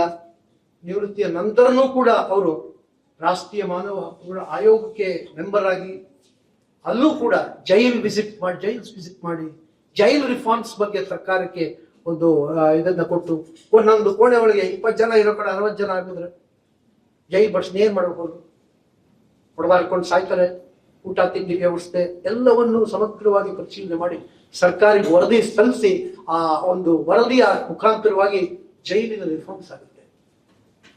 ಎಲ್ಲಿ ಹೋದ್ರೂ ಕೂಡ, ಯಾವುದೇ ಸ್ಥಳಕ್ಕೆ ಹೋದ್ರೂ ಕೂಡ ಸಾಹೇಬರು ಅವರ ಹೆಜ್ಜೆಯನ್ನ ಅಲ್ಲಿ ಬಿಟ್ಟು ಹೋಗಿದ್ದಾರೆ. ಆ ಹೆಜ್ಜೆಯಲ್ಲಿ ಮತ್ತೊಬ್ರು ಅನುಕರಣೆ ಮಾಡತಕ್ಕಂಥ ಒಂದು ದಾರಿಯನ್ನ ಅವರು ಇವತ್ತಿನ ದಿವಸ ನಮಗೆ ಹಾಕಿದ್ದಾರೆ. ಕುಟುಂಬ ವರ್ಗದವರೆಗೂ ಕೂಡ ಅಷ್ಟೇ ಗೌರವ, ಮಕ್ಕಳಿಗಾಗ್ಲಿ, ಮೊಮ್ಮಕ್ಕಳಿಗಾಗ್ಲಿ, ಹೆಂಡತಿಗಾಗ್ಲಿ, ಇವತ್ತಿಂದ ಸಹಧರ್ಮಿಣಿ, ಎಷ್ಟು ಅವರ ಬಗ್ಗೆ ಗೌರವ, ಆದರ, ಪ್ರೀತಿ, ವಾತ್ಸಲ್ಯ ಇದೆ ಅಂತಂದ್ರೆ ಅವರ ಮಕ್ಕಳನ್ನು ಕೂಡ ಇವತ್ತಿನ ದಿವಸ ಹಾಗೆ ಬೆಳೆಸಿದ್ದಾರೆ. ನಾವು ಬೆಳೆಯೋದಲ್ಲ, ನಾವು ಸಮಾಜ ಸೇವೆ ಮಾಡಿದ್ರೆ ಸಾಲದು, ನಮ್ಮ ಉತ್ತರೋತ್ತರವಾಗಿ ನಮ್ಮ ಪೀಳಿಗೆ ಕೂಡ ಇದರಲ್ಲಿ ತೊಡಗಿಸ್ಕೋಬೇಕು ಅಂತಕ್ಕಂಥ ಒಂದು ಸದುದ್ದೇಶದಿಂದ ಮಗ ಡಾಕ್ಟರ್ ಇವತ್ತು ದೊಡ್ಡ ಡಾಕ್ಟರ್ ಸ್ಪರ್ಶ ಹಾಸ್ಪಿಟಲ್ ನಡೆಸ್ತಾ ಇದ್ದಾರೆ. ಇವತ್ತಿನ ದಿವಸ ಬಸವರಾಜ್ ಪಾಟೀಲ್ ಅವರು ಇವತ್ತಿನ ಸರ್ವೋಚ್ಚ ನ್ಯಾಯಾಲಯದಲ್ಲಿ ವಕೀಲರಾಗಿ ಇನ್ನೊಬ್ಬ ಮಗ ಕೆಲಸ ಮಾಡ್ತಾ ಇದ್ದಾರೆ. ಸೊಸೆಯಂದರು ಡಾಕ್ಟರ್ಗಳಾಗಿದ್ದಾರೆ, ಮೊಮ್ಮಕ್ಕಳನ್ನ ಹೊಂದಿದ್ದಾರೆ. ಸುಖ ಜೀವನ, ಸಂತೃಪ್ತ ಜೀವನ, ಶಾಂತಿಯುತವಾದ ಜೀವನವನ್ನ ಭಗವಂತ ಅವರಿಗೆ ದಯಪಾಲಿಸಿದಾನೆ. ಯಾಕೆ ಅಂತಂದ್ರೆ ಎಲ್ಲ ಗುಣಗಳು ಕೂಡ, ಸದ್ಗುಣಗಳು ಕೂಡ ಅವರಲ್ಲಿ ಮೇಳಿದೆ. ಆ ಸದ್ಗುಣಗಳ ಆಧಾರದ ಮೇಲೆ ನಾವು ಶಾಂತಿಯುತವಾದ ನೆಮ್ಮದಿ ಜೀವನ ಮಾಡೋದಕ್ಕೆ ಸಾಧ್ಯ ಅಂತಂದು ಇವತ್ತಿಗೆ ಸಮಾಜಕ್ಕೆ ಅವರಿಗೆ ತೋರಿಸ್ಕೊಟ್ಟಿದ್ದಾರೆ. ಪ್ರತಿಯೊಬ್ಬರಿಗೂ ಕೂಡ ಅವರು ಅನುಕರಣೀಯರಾದಂತಹ ಒಬ್ಬ ನ್ಯಾಯಮೂರ್ತಿಗಳಾಗಿ ಇವತ್ತಿನ ದಿವಸ ಬೆಳಗಿದ್ದಾರೆ. ನಾವೆಲ್ಲರೂ ಕೂಡ ಅವ್ರ ಕಾಲದಲ್ಲಿ ನಾವು ಇದೀವಲ್ಲ ಅಂತ ಒಂದು ಹೆಮ್ಮೆ ಪಡ್ತೇವೆ, ಅವರ ಜೊತೆಯಲ್ಲಿ ನಾವಿದೀವಲ್ಲ ಅಂತ. ನನಗೆ ಅವರ ಸಂಪರ್ಕ ಬಂದಿದ್ದು ಒಂದೇ ಒಂದು ಮಾತಿನಲ್ಲಿ ಹೇಳಿ ನನ್ನ ಮಾತುಗಳನ್ನ ಮುಗಿಸ್ತೇನೆ. ಅದಕ್ಕೆ ಮುಂಚೆ ಎಷ್ಟು ಅವರಿಗೆ ಆ ಒಂದು ಪ್ರಶಸ್ತಿಗಳು ಅರಸಿ ಬರುತ್ತದೆ. ಅವ್ರು ಹೇಳ್ತಾರೆ, ಪ್ರಶಸ್ತಿಯನ್ನ ಅರಸಿ ನಾವು ಹೋಗ್ಬಾರ್ದು ಯಾವತ್ತೂ ಕೂಡ. ನಮ್ಮ ಕಾರ್ಯ, ನಮ್ಮ ಕರ್ತವ್ಯ, ನಮ್ಮ ನಡೆನುಡಿಗಳ ಮುಖಾಂತರವಾಗಿ ಪ್ರಶಸ್ತಿಗಳು ನಮ್ಮನ್ನು ಅರಸಿ ಬರಬೇಕೇ ಹೊರತು ನಾವು ಯಾವತ್ತೂ ಪ್ರಶಸ್ತಿಗಳನ್ನ ಅರಸಿ ಹೋಗ್ಬಾರ್ದು. ಹಾಗೆ ಅವರಿಗೆ ಎಲ್ಲ ಪ್ರಶಸ್ತಿಗಳು, ಬಸವಶ್ರೀ ಪ್ರಶಸ್ತಿ ಆಗ್ಬೋದು, ಕರ್ನಾಟಕ ರಾಜ್ಯ ಪ್ರಶಸ್ತಿಗಳಾಗ್ಬೋದು, ಬೇಕಾದಷ್ಟು ಪ್ರಶಸ್ತಿಗಳು, ಸುಮಾರು 25-26 ಪ್ರಶಸ್ತಿಗಳು ಈಗಾಗಲೇ ಸಾಕಷ್ಟು ಅವರಿಗೆ ಸಂದಾಯ ಆಗಿದೆ, ಡಾಕ್ಟರೇಟ್ಗಳು ಬಂದಿದೆ. ಇದಲ್ಲದೆ ಸಾಹಿತ್ಯ ಕೃಷಿಯನ್ನು ಕೂಡ ಸಾಕಷ್ಟು ಮಾಡಿದ್ದಾರೆ ಸರ್. ಬೇಕಾದಷ್ಟು ಪುಸ್ತಕಗಳನ್ನು ಅವರು ಇವತ್ತಿನ ದಿವಸ ಬರೆದಿದ್ದಾರೆ. ಪ್ರತಿಯೊಂದು ಪುಸ್ತಕಗಳು ಕೂಡ ಆಣಿ ಮುತ್ತುಗಳ ರೀತಿಯಲ್ಲಿ ಇವತ್ತಿನ ದಿವಸ ಸಮಾಜಕ್ಕೆ ದಾರಿದೀಪವಾಗಿ ಬೆಳಗ್ತಾ ಇದೆ. ಅಂತ ವ್ಯಕ್ತಿಗಳ ಒಂದು ಪುಸ್ತಕವನ್ನ ಇವತ್ತು ಬಿಡುಗಡೆ ಮಾಡ್ತಿರೋದು ಮತ್ತು ಆ ಒಂದು ಪುಸ್ತಕವನ್ನ ಒಂದು ಸಂಕ್ಷಿಪ್ತವಾಗಿ ತಮಗೆ ಹೇಳೋದಕ್ಕೆ, ವಿಚಾರ ವಿನಿಮಯ ಮಾಡ್ಕೊಳ್ಳೋದಕ್ಕೆ ನನಗೆ ಅವಕಾಶ ಕೊಟ್ಟಂತ ಒಂದು ಸೌಭಾಗ್ಯವನ್ನು ಒದಗಿಸಿಕೊಟ್ಟಂತ ಸಾಹೇಬರಿಗೆ ನಾನು ಸಾಷ್ಟಾಂಗ ವಂದನೆ ಮೊದಲು. ಮತ್ತು ಇಷ್ಟು ಹೊತ್ತು ಸಹ ನನ್ನ ಒಂದು ಅನಿಸಿಕೆಗಳನ್ನು ತಮ್ಮ ಮುಂದೆ ವ್ಯಕ್ತಪಡಿಸೋದಕ್ಕೆ ನನಗೆ ಅವಕಾಶ ಮಾಡಿಕೊಟ್ಟಂತ ಶಾಂತ ಚಿತ್ತರಾಗಿ ನಾನು ನೋಡ್ತಾ ಇದ್ದೆ. ಎಲ್ಲರೂ ಬೇಜಾರಾಗ್ಬಿಡ್ತಾರೆ, ಅಲ್ಲಿಗೆ ನಿಲ್ಸೋಣ ಹಾಗೆ. ಆದ್ರೆ ಎಲ್ಲರೂ ಕೂಡ ಕಾನ್ಸಂಟ್ರೇಷನ್ ಹಾಗೇ ಇದೆ ನನ್ನ ಕಡೆ ಬಾಸ್. ಸೊ ಅದರಿಂದ ತಮಗೆಲ್ಲರೂ ಕೂಡ ವಿಶೇಷವಾಗಿ ವಿದ್ಯಾರ್ಥಿಗಳಿಗೆ ನಾನು ಕೇಳ್ಕೊಳ್ಳೋದಿಷ್ಟೇ, ಇವತ್ತಿನ ದಿನ ನಮ್ಮ ದೇಶದಲ್ಲಿ ಭ್ರಷ್ಟಾಚಾರ, ಲಂಚಾವತಾರ ಎಲ್ಲ ಸಾಕಷ್ಟು ಆಗೋಗಿದೆ. ಒಂದು ಮಾತು ಹೇಳೋದಕ್ಕೆ ಇಷ್ಟಪಡ್ತೀನಿ, ಸಾಯವರು ಕೂಡ ಲೋಕಾಯುಕ್ತರಾಗಿ ಅವರನ್ನ ಲೋಕಾಯುಕ್ತ ಸ್ಥಾನದಲ್ಲಿ ಮುಂದುವರ್ಸಕ್ಕಾಗದಿರೋದು ನಿಜಕ್ಕೂ ನೋಡ ನಮ್ಮ ಕರ್ನಾಟಕದ ಅವರು ಇದ್ದಿದ್ರೆ ಇವತ್ತಿನ ದಿವಸ ಎಲ್ಲೆಲ್ಲಿ ಅವರು ರಿಫಾರ್ಮ್ಸ್ ಮಾಡ್ಕೊಂಡು ಬಂದಿದ್ದಾರೆ ಅಂತ ನಾವು ನೋಡ್ಕೊಂಡು ಬಂದ್ರೆ ನ್ಯಾಯಾಂಗ ವ್ಯವಸ್ಥೆಯಲ್ಲಿ ನ್ಯಾಯಾಧೀಶರು ಹೇಗಿರ್ಬೇಕು ಅನ್ನೋದನ್ನು ಕೂಡ ಅವರು ತಮ್ಮ ಪುಸ್ತಕದಲ್ಲಿ ಸುದೀರ್ಘವಾಗಿ ಬರೆದಿದ್ದಾರೆ. ಪ್ರತಿಯೊಬ್ಬ ನ್ಯಾಯಾಧೀಶನು ಹೇಗಿರ್ಬೇಕು, ಯಾವ ಯಾವ ಗುಣಗಳನ್ನು ಅಳವಡಿಸ್ಕೊಳ್ಬೇಕು ಅಂತ ಅನ್ನೋದನ್ನ 10-15 ವಿಶ್ಲೇಷಣೆಗಳನ್ನು ಮಾಡಿ ವಿಶದೀಕರಿಸಿದ್ದಾರೆ ಅವರಿಗೆ.